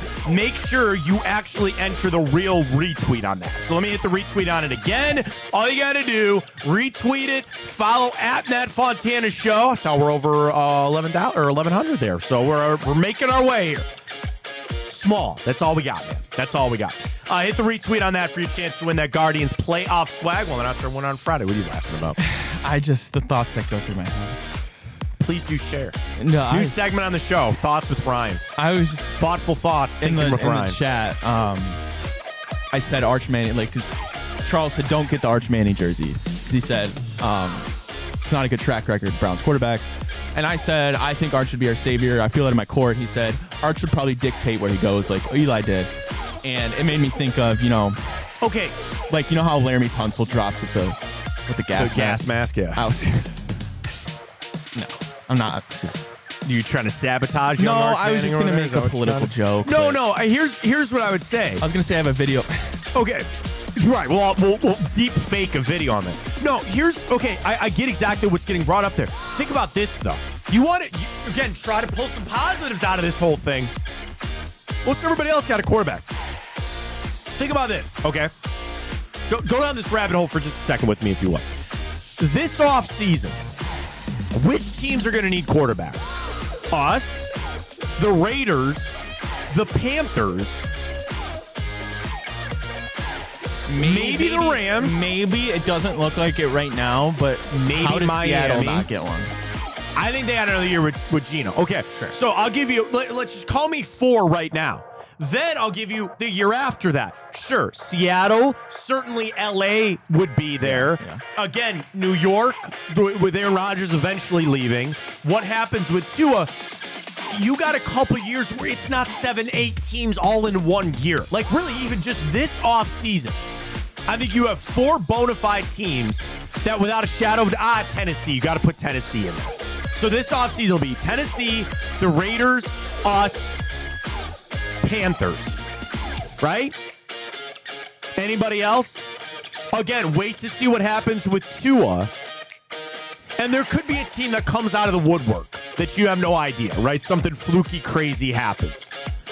But a positive in this whole thing is a lot of teams got their franchise guy. Yeah, we've been saying that. I know, but it's just, it lessens the pool. When you got a first round that Shedeur Sanders is coming out, Carson Beck is coming out, Will Howard's coming out, Jalen Milroe, who's now all of a sudden the hot pick for the number 1 overall pick, things like that. Please don't put Will Howard in that conversation. I don't know. He'll be a higher pick because he's a quarterback, but I'm just saying, like Dylan Gabriel, whoever else you want to look at, you are in a smaller pool. You are in a smaller pool to go find a quarterback. And yes, that's exactly where we're at, trying to find a freaking quarterback here already. But God bless, go Browns. All right, well, it's time to, I guess, finally, thank God. Hashtag let them know. Cavaliers preseason game number 1. I don't know where you're going with that. Totally Number 1 in the cards. books. They fall to Chicago Bulls 161-12. But who cares? I don't. It's a preseason game. Evan Mobley leads the way, 19 points. Darius Garland, 13. Donovan Mitchell, 12. It is time to let them know. Now, it's one preseason game, but I read what Danny Cunningham wrote, and you can go subscribe to Danny's new Substack over on his Twitter, Real D Cunningham. And it's all about Evan Mobley right now, right? Like, that's where Kenny Atkinson's influence, what you think this team is going to look like, all eyes are on Evan Mobley. And more specifically, is this core 4 of what you believe going to be your answer come trade deadline? This team will have 4 months to show that this is what you have and it's going to work. Now, I was listening to Brian Winters, and Windy has said he doesn't believe they're going to do anything. Like, unless it is tragically, historically bad, they're going to ride this out. And this is the group that you have assembled. But you got to look at Evan Mobley. And where this team is going to go is really predicated on him. Now, Jared Allen's got his new contract, which, by the way, they could still trade him this trade deadline, even with that new deal. They did some little back-end work on that to make sure that they could trade him this offseason or this season if they needed to. Regardless, I'm going to look a lot at Kenny Atkinson, but it's going to be a lot of Evan Mobley. And I see 2 ways. There's a chance that Evan Mobley might actually be more of a ball handler for this team this season, or do you just make the move and put him at center? There are people around the league, as you watch Evan Mobley, they say his best spot is center. So then you got to bump Jared Allen out to go to the power forward spot. But it's like, I'm excited. Dude, I love Cavaliers basketball. Like, I'm so jacked for this season. I really am. But there's just a lot of things that I'm just like, it's like a little experiment. You're like, this could work out. It could go bad. But I love where the Cavs are at. It was one game of a preseason game. My guy, Karis LeVert, put up a little bit. So again, good start. Good thing he didn't bet it, though, because the Cavs were 2-point favorites as that came around. Betting preseason basketball is really hard. You're out there, you're going to ask, like, you're going to ask JT Thor to finish this out for you and hold on to things. Like, it's a tough go. But the other thing was Dean Wade. You know, forget about a guy like Dean Wade getting some minutes out there. They're asking different things of him this season. It's just the Kenny Atkinson influence. What you know and think of a lot of these guys, keep that mind open. What do you think of Karis LeVert? What do you think of Dean Wade? What you think of Max Strus, George Niang? All of it. Wide open. Love it. I just pray to God Kenny Atkinson's influence isn't synonymous with Ken Dorsey's influence. Anyway, here we go. Yeah. NLDS game 3s last night concluded. Mets beat the Phillies 7-2. They take a 2-1 lead. Padres take a 2-1 lead. They beat the Dodgers 6-5. Dodgers comeback comes a little bit short as San Diego now looks to win it. Are the Mets going to be like this Diamondbacks, this wild card team, that run that they could go on right now? You had to play a doubleheader to make it in. You get to potentially the NLCS and beat the team that I picked to win the World Series in the Phillies? Woo! It's always somebody. There's always somebody that makes that kind of run. Maybe it's the Mets. I'm not shocked about the Dodgers. I don't think I'm that shocked by the Dodgers. We both picked the Padres. We picked the Padres in that series. We did. So, you know, big markets, that's how it rolls. You know, Major League Baseball is salivating to get a Mets-Yankees World Series. They ain't going to get it. It's going to be Mets-Guardians. That's what it's going to be. But you know they're salivating to get that. We'll see how it goes. But fun games last night. We're going to have some fun games today, buddy boy. All right, well, The Athletic did a ranking of MLB's best playoff atmospheres for the 8 remaining teams in the postseason. Matt, do you care to take a guess about the number 1 through 8? Best atmosphere? Now, is this historically or is this just like right now? I think it's right now. Right now. Well, let me see if I can make sure, because I suppose that is a big difference. Because it's like, are you talking about when you walk into the gates right now? Or well, I don't have access to The Athletic, so I only have the list. That's fine. That's fine. I'm going to assume it's right now. Because why would it matter historically? Okay, right now, got to be the Mets. Right? Mets come in at number 6. What? Edwin Diaz? Okay. Are the Yankees one? The Yankees come in at number 3. Okay. The Dodgers? The Dodgers come in at number 4. What? Were the Guardians number 1? The Guardians come in at number 7. Yeah, well, that's what they're going to do. Philly? The Phillies come in at number 2. You're missing 1, 5, and 8. Well, 8 had damn well better be Detroit. Detroit is number 8. Yeah, they better be. I'm going to say the Royals are number 5. The Royals are number 5. Then that would number leave the 1 Padres. would be the San Diego Padres. Yeah, that's fine. I get it. I mean, San Diego's a great baseball town. Here's the thing. I would say of all of the teams left, they are great baseball towns. New York is a great baseball town. Cleveland, Detroit, Kansas City, Philly. You know, again, you're in the ALDS, NLDS. You're this far in the playoffs. But you know some bad baseball cities. You really do. Cincinnati's a bad baseball city. Pittsburgh's a bad baseball city. Obviously, everybody looks to St. Louis and they're like, oh, yeah, you know, whatever. St. Louis is always legacy, all that kind of stuff. You got great teams. You got great atmospheres left. And I guess, you know, again, I could live with San Diego and that. Guardians, again, I figured they'd be down there on that list. But how is it not the Mets? You know, Edwin Diaz coming in, like, I don't know. I thought the Mets would be a little bit higher. That's just me. Maybe if we still had the great John Adams. But. You know, it's funny. So my wife and I were in the bleachers on Monday, and she was going, they don't do the drum anymore. And I was like, yeah, how could you? No, she knew he passed away. But she said, didn't they keep it going? No, I mean, like, you got to let that die with him, I feel. Well, no, they did the virtual one, remember? Oh, did they? Yeah, they did that for a season. And then they let it go. And we were talking, and I said, you know, it's unfortunate that he didn't, like, have a son. You know, that would be something that, like, kind of, or, you know, a family member to pick that up, a daughter that's like, I'm just going to do this. But you're also right. Why did it have to be a son? Just so individual. Son or daughter, either one. Either one. But the thing is, it's probably just left to go with John. You know, and that's sad. The virtual one never really worked, but it's sad because you go to the ballpark and I hear it. I still hear it, but it's not going on anymore. It's the legacy we lost. The legacy. I'll take that on. My wife will hate me for it. I got to go to every single game, but I'd do it. I'd do it. We walked up to go see his plaque, you know, up there in the bleachers. So it was a great time. What? There was a guy in the bleachers. He didn't make it to the 3rd inning. Yeah, he's blacked out. Dude. And listen, what was he drinking? He was hammered when he showed up. Oh, okay. So, like, we get up to our seats, and he had a friend with him. It wasn't Charles, was it? I don't know. No, it was not Charles. So we get up there, and this guy, he's standing up for the national anthem. He's just waving like the flag. And then he goes, he loves his country, bro. He's in the military or not. He loves his country. What's wrong with that? And he's just rocking and swaying.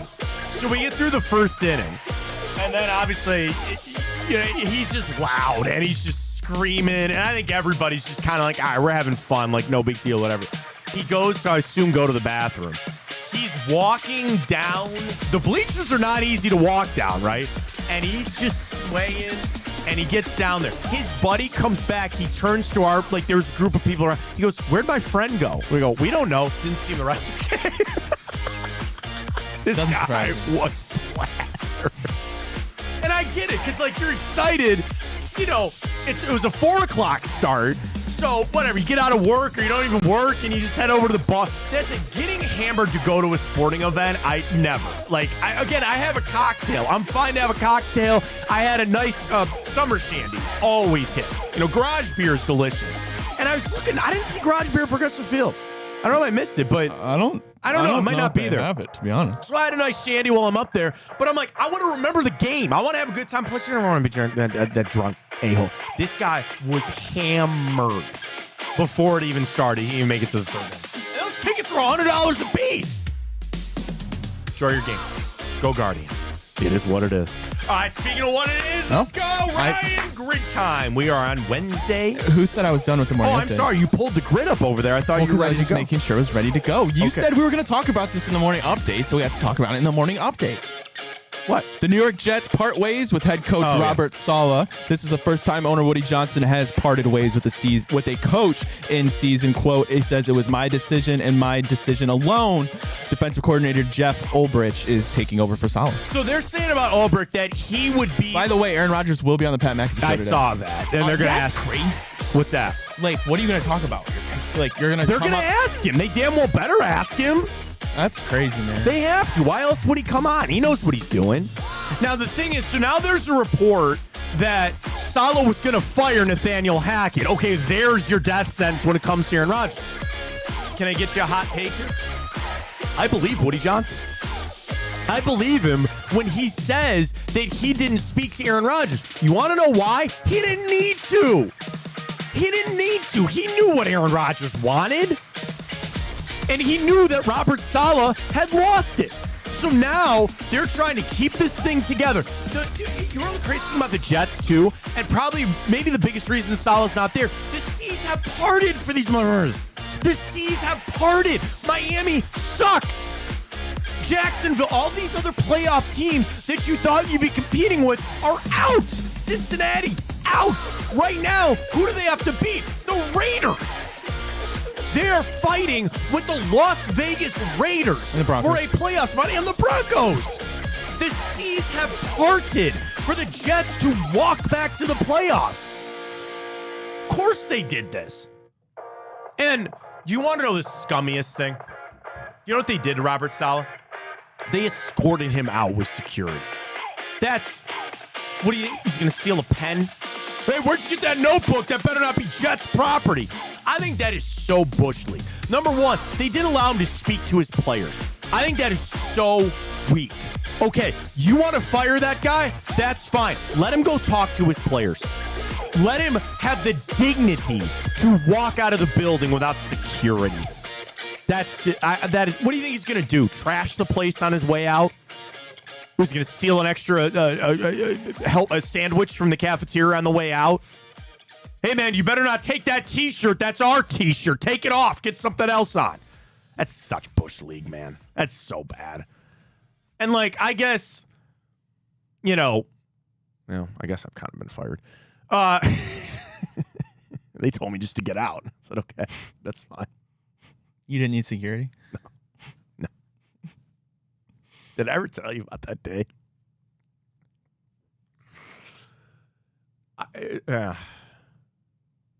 I took a picture because I was on paternity leave, and I had the tweet that I almost hit send that said, the door code still works. Whoops.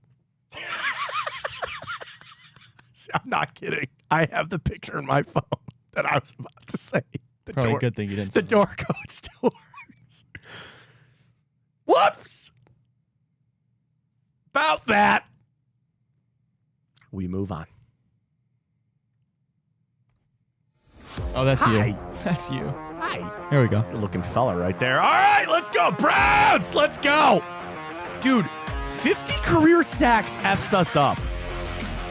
F's us up. Nah, we'll be good for this. Hang on one second.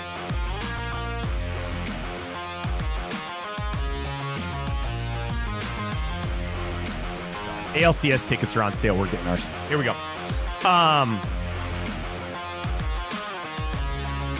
I still got a run from yesterday. 23 hours. Stop, reset, go. All right, 50 sacks Dolphins. You could go. Who? Hall of Famer Jason Taylor. I just didn't hear you. Oh. Von Miller. Reggie White. Okay. All right, let's strip the Browns. Jarvis. Jordan Poyer. Would have worked for that, too. Mm-hmm. Oh, yeah, you're right. Yeah, I would have worked there, too. That's him in Miami Dolphins. Good fun. Eagles.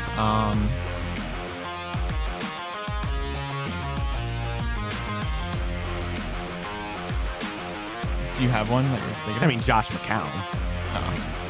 Right, he played there, right? He didn't coach. He didn't just coach. Oh, wait. I don't know. No, he coached for the Panthers. Yeah, but he played in Philly. Right. Right? Right. Right? Right? Thanks. Yeah. Okay. Just making sure. All right. Here we go. All right. Colt McCoy work for any of those? No. Buffalo? No. No. All right. Dolphins, Cardinals. Robbie Chosen? Yeah. Right? Yes. Right? You play for. I think so. I feel pretty good on that. Bills, Cardinals.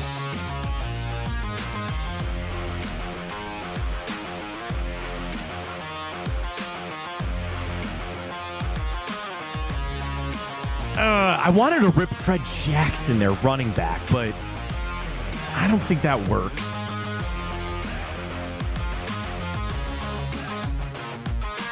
Ugh. Bills Cardinals.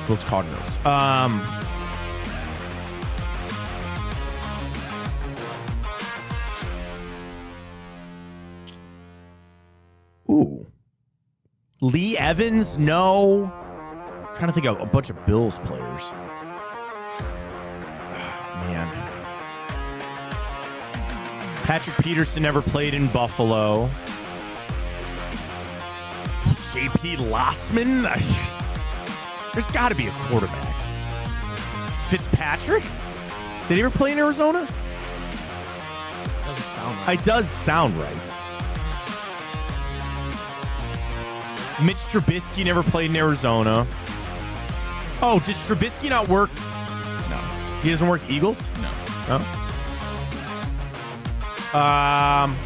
Did Josh Rosen ever play for Bills? No. No, that's a good poll. I don't know. I don't think so.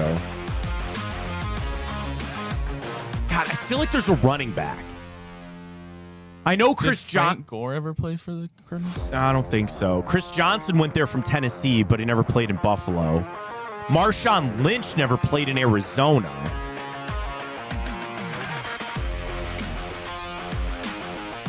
Like Brandon Cooks, no. LaShawn McCoy, don't think so. Sammy Watkins never played in Arizona. No, Calvin good poll. Benjamin? I don't think. No. I don't think so. I just want to do Eagles just to ace that one out. Sure. Eagles Cardinals.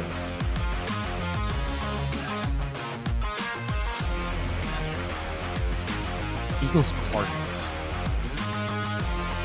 What team did Isaiah Simmons go to? Oh, Eagles Cardinals. Zach Ertz. Yes. My balls. Yeah, got it. Thank you. I was going to say. The most overused fantasy football. Dude. I got to tell you later, I got reamed for a fantasy football trade I made yesterday. Like the commissioner texted me on the side and thought I was colluding. I'll tell you if it's after. Okay. I'll tell you after. Bills, Cardinals. Bills Cardinals. O.J. Simpson ever played for the Cardinals? No. Chase Claypool? No. Never played on either of those. He was in Arizona. No, he's not. He was. Chase Claypool. Pretty sure. Not in Arizona. Okay, fine. Jake Plummer?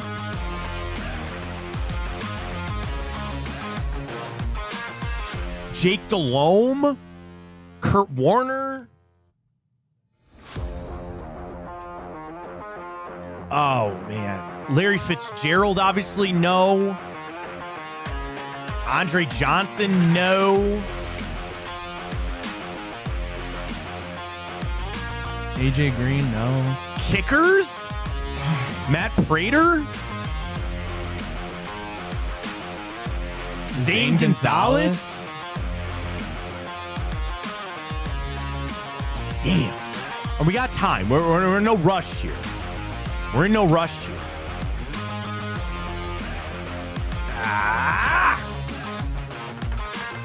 Carson Palmer, no. J.J. Watt, no.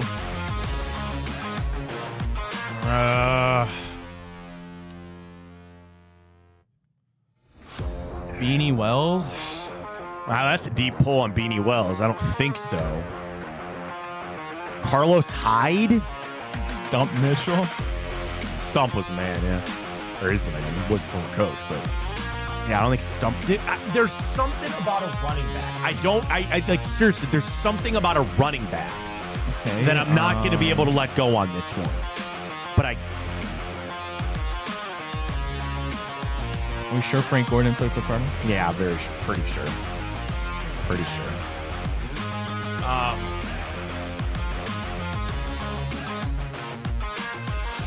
Texans will be without Nico Collins for 4 games. Yeah, I figured he pulled his hamstring. That's what I think about Denzel Ward today. Like, you pull a hamstring, is that not just becoming a minimum of 4 games in today's NFL? Yeah, dude. Oh my gosh, come on.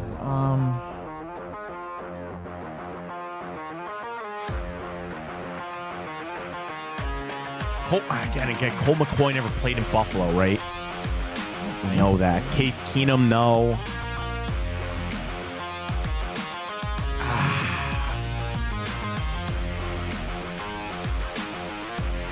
Like, if we really had to rip one, I can't, like, JP Lossman might be the answer. I have no idea. I really have no idea. Tyrann Mathieu, no. No.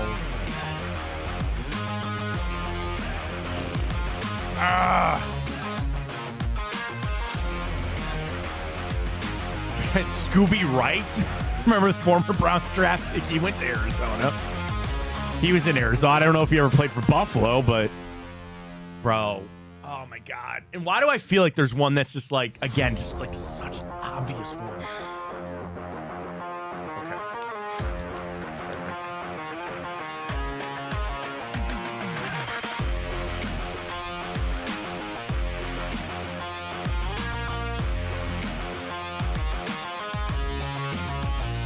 James Harrison didn't play in Buffalo.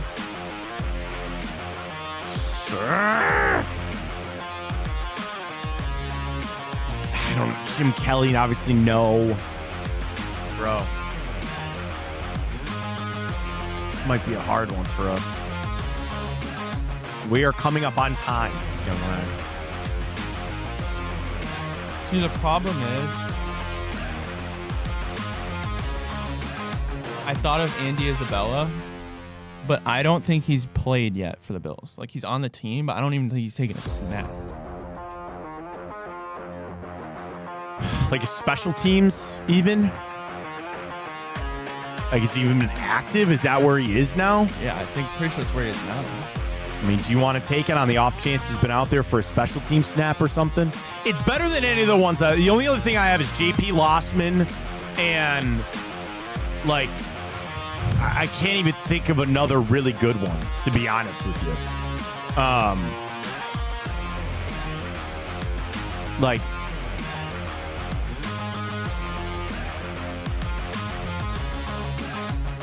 shoot. Yeah, I mean,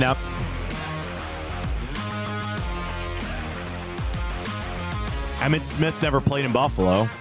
He went there later in his career. You might have to do it. Nice! Yes! Nice! Wow. What a pull, Ryan! Wow. Nice! John Brown. Nice! John Brown was the... Oh, John Brown. I forgot about him. Ken's looking here like, what are these psychos doing? I need to look up right now Andy Isabella's Nice! stats. I need to look up right now Andy Isabella's stats. Nice! Yes! Yeah, Bernie or Paul Warfield would have worked Browns Dolphins too. Tyrod was on that list too. Does he have any receptions?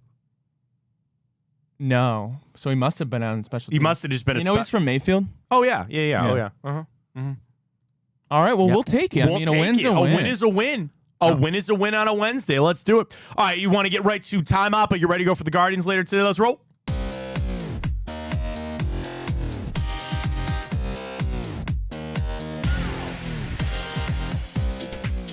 All right, 9th of October, let's run through a little bit of time hop. We go back 2 years ago today. Browns fall to the Chargers 30-28. I remember this game because the Browns could not stop Austin Eckler. He had 173 rushing yards and a touchdown.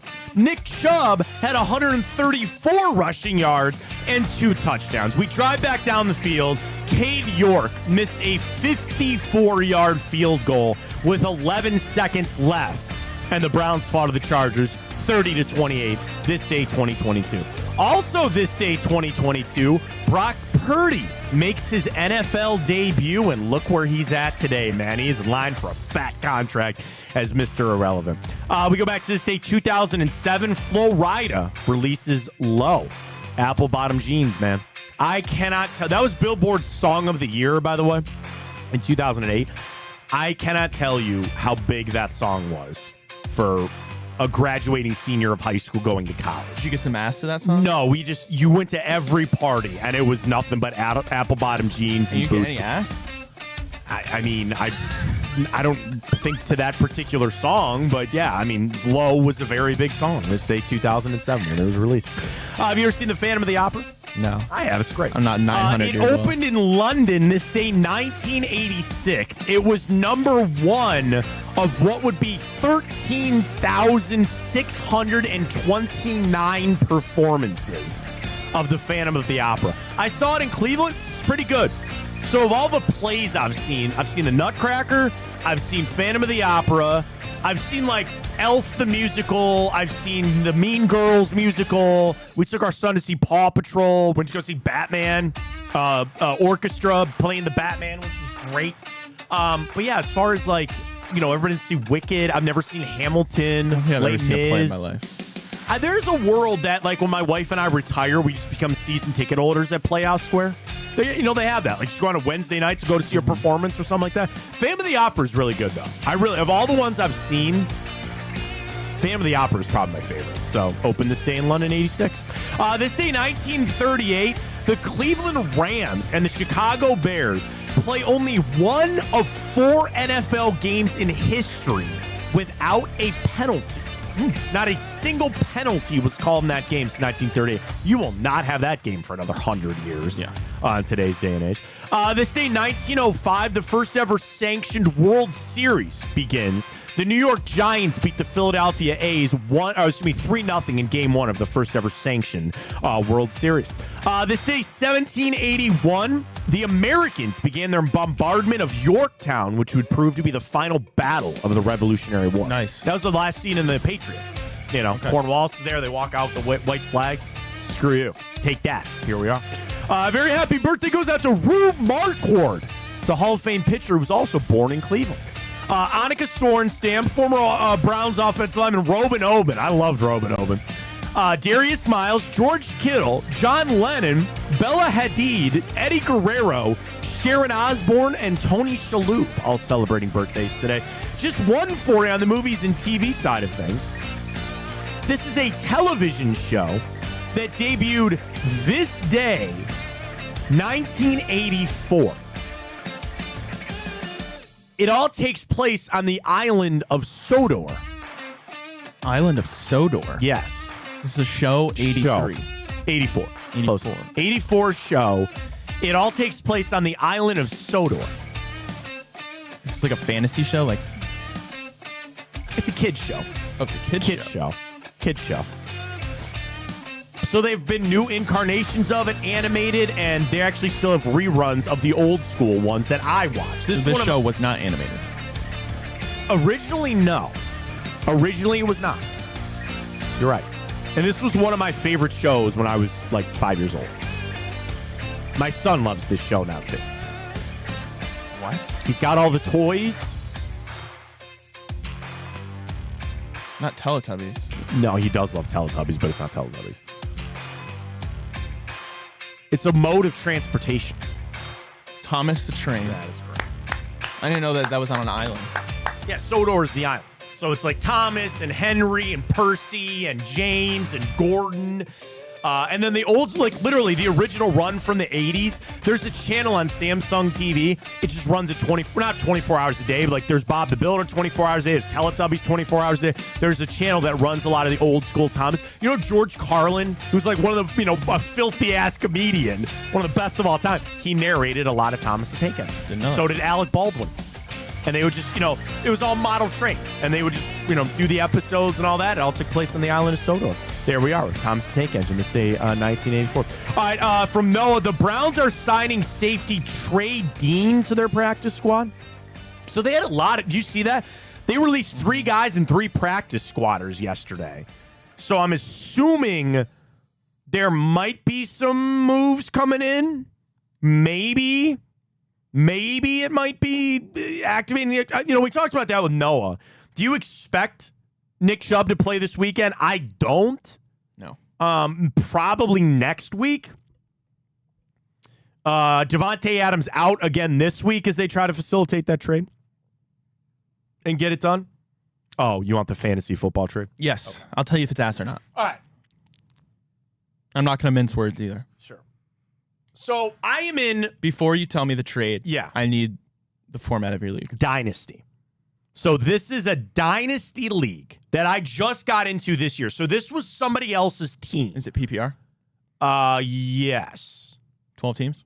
Yes. Okay. We're all broken in. There's 4 divisions, 3 teams are in each. Okay. Okay. What does your roster look like? Quarterback, running backs? Okay, here's what I'll do. Okay. This all matters. This all matters. So the backstory is I made a trade in this league with, frankly, one of my very good friends, one of my best friends. Okay, he's in this league, and then there's other guys in this league that I know. Then there's a group of guys that I have no idea who it is. The commissioner of the league is a buddy of mine. Okay, here's my lineup. I have Geno Smith and Baker Mayfield as my quarterbacks with Matt Stafford and Bryce Young, who's useless. Okay, my running backs: Jahmyr Gibbs, Aaron Jones, Kenneth Walker Jr., Justice Hill, Cam Akers backups, okay? I had the first overall pick in the draft. I took Marvin Harrison. I have Amari Cooper. I have Chris Olave, KJ Osborne, Odell Beckham, Tyler Boyd is kind of my backups. Then my tight end is Kyle Pitts. I've got Isaiah Likely as my backup, and then kicker defense, you don't really matter, okay? Here's the trade that my buddy and I were. What's your record? I'm 2-3. Okay. 2-3, and I lost last week. It's not like you're 0-5 and you're no. Like I compete, but it's up and down. It's like I go back and forth between Baker and Geno Smith. Like Jahmyr Gibbs was on his bye last week, so that kind of hurt me and things like that. So here's the trade in a dynasty league. Okay. I was talking to my friend. He goes, "I need to get rid of Tyreek Hill and Alvin Kamara," and I said, "I'm interested." I was initially interested in just Tyreek Hill. Here's the trade. I gave him Kenneth Walker, Chris Olave, Kyle Pitts, and a number 1 pick for Tyreek Hill, Alvin Kamara, Christian Watson, and a tight end. Yeah, you lost that trade. I know I lost the trade. I look back on it, probably a bad idea. My buddy who runs the league wanted to veto the trade because he thought I was cheating. I got pissed. I go, number 1, would I cheat in a $40 league? No. Number 2, mind your own business. Then everybody else in the league's like, oh, collusion. And I go, it'd have been different if I'd have given that up to get Odell Beckham back. Like, I wanted Kamara. Because, okay, here's what they started bitching at me about. Dude, Kyle Pitts and Chris Olave, they're so young. And I said, if you really want me to get into the weeds in this, I will. I think Chris Olave sucks. I don't think he's very good. Wow. Then Derek Carr is now hurt. That offense has been exposed, and I think Clint Kubiak's going to get out of there next year. So I don't have high marks for Chris Olave. Now, Kenneth Walker, I did not want to give up Kenneth Walker. Yeah, that was a mistake. I did not want to give up Kenneth Walker. I'm a big believer in him. But he also had 11 yards last week. Pitts, I don't think he's very good. I don't care about Pitts. That's what I'm saying. I looked at it from this standpoint. Tyreek is an upgrade over Chris Olave, and Alvin Kamara is a slight upgrade over Kenneth Walker. Then you got Pitts versus Christian Watson. I will fully admit that I put too much on Christian Watson, but I think he's going to explode there eventually once he gets healthy. There's a lot out there. Christian Watson takes everything away from the defense to open things up for Jordan Love. Eventually, they're going to throw him the football. I just believe Jordan Love is on the ascension of being a franchise quarterback. He's going to be his number 1 guy. That's my thought process on that. Should I not give up the 1-2? Probably not. Yeah, I mean, I don't think that's a trade that I would ever be like collusion I or asked veto. my other buddies about Like, it. And they first go, of all, I don't believe in vetoing. you know, like and I think I don't that's why believe I in got so vetoing. mad. I don't believe in Because I go, vetoing. But I understand that maybe I lost that trade. And hindsight, if I'd have slept on it, I probably would have renegotiated the deal. But I made the deal. Don't sit there and micromanage everything. I started getting snippy in there too. I go, you want to set my lineup for me? Matt Charles says keep trade cut dynasty calculator. Put that trade in it and see what it says. Where's that? I think it's just called keep trade cut dynasty calculator. Keep trade. He said Google it. It's free. Oh, thank you. Okay. Dynasty. Oh yeah, trade calculator. Okay, here we go. So team 1 gets Pitts. Okay. Pitts. Olave. I know it's going to say I lost. I get that. See, I don't know. It says early, mid, first. Right now I'm mid pack. So 2025 mid. Team 2 gets Kamara, Watson, Tyreek, and the tight end from Tennessee.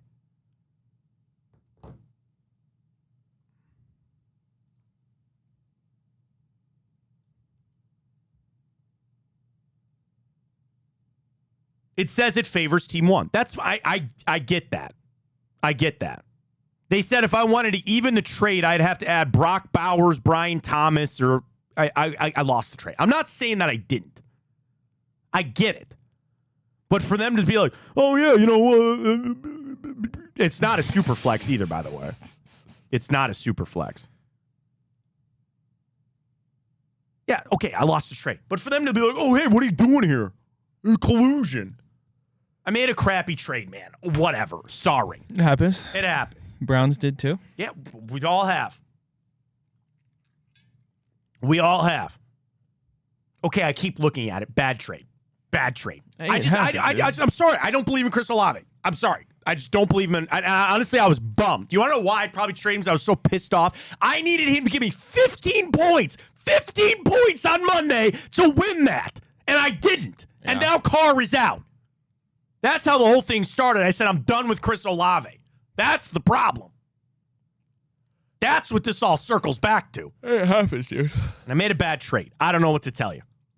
But I was not colluding, and I got really pissed off that they called me out on it. And I wasn't. You know, that's it. That's it. You want a little Jets next head coach? Yeah. I think it's going to be Ulbrich. Can I guess? Sure. So there was 2 picks from Pro Football Talk. So Florio, they picked 3 guys on each side, and then I don't know who Holly is on her. The only reason I'm bringing it up is because she had somebody kind of related to the Browns. So Florio had 3. She had 3. There's 6. Was the one related to the Browns, Mike Vrabel? It was. It was their first pick. That was their first pick.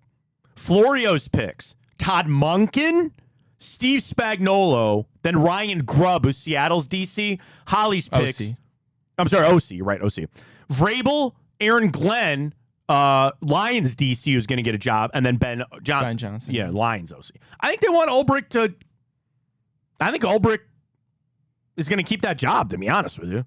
But you, me, and everybody know Mike Vrabel's not going to be here next year. He'll be coaching somewhere. It is what it is. You know, I hope it's not around much longer. The Tigers guards! Let's go. Here we go. Let's get our bets rolling. Do we have a starter yet? I don't think so. Right? What are you smiling about? You're funny. You just hate my trade? No. You're guards. Guards!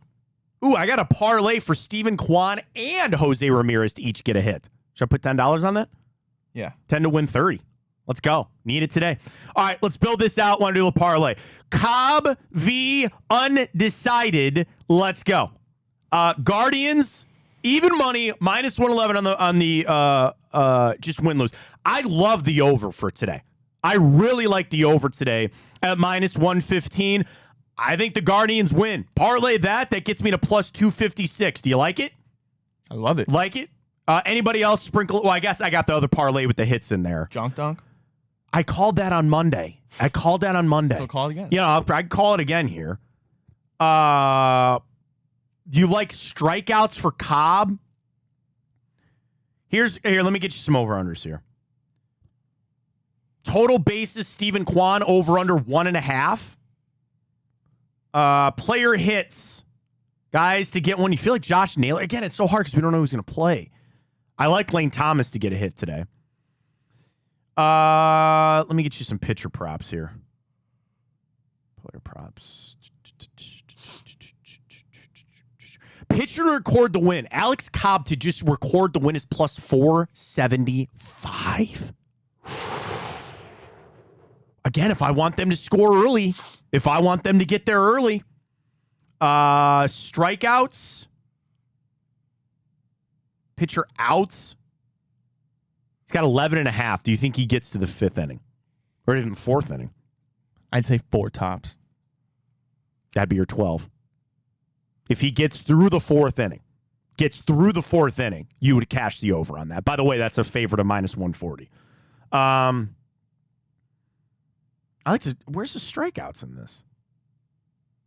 Here, I'll just do it this way. Milestone strikeouts.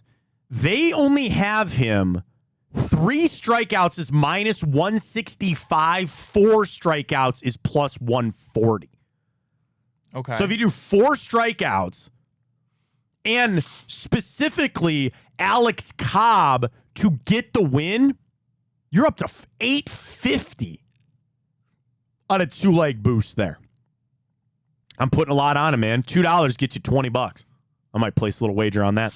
We got to go with the Guardians, man. We'll get it done today. Do not forget, Lakewood Truck Park, 1 o'clock today. Jensen Lewis will be there. We'll be hanging out with Lipton Hard Iced Tea and our friends at Garage Beer. So we'll see you over there. Get the Bearden's food truck, which is just so very delicious. And get it done, Guards. Browns for today. Get the injury updates on some of their guys, and we'll get geared up and going for the weekend. Reminder, we are off tomorrow. I've got stuff we got to do. We got appointments, so we're going to be off tomorrow. We will get going for Friday. Ryan, you and I will send out our tweets for our NFL picks for tomorrow. Okay. So you want to do that? Sure. So we'll get that tomorrow. We're off. We'll talk to you on Friday. Get to go for a football Friday. Get it done, Cards, and we'll talk to you then. For Ryan Tyler, I am Matt Fontana. As always, take it easy.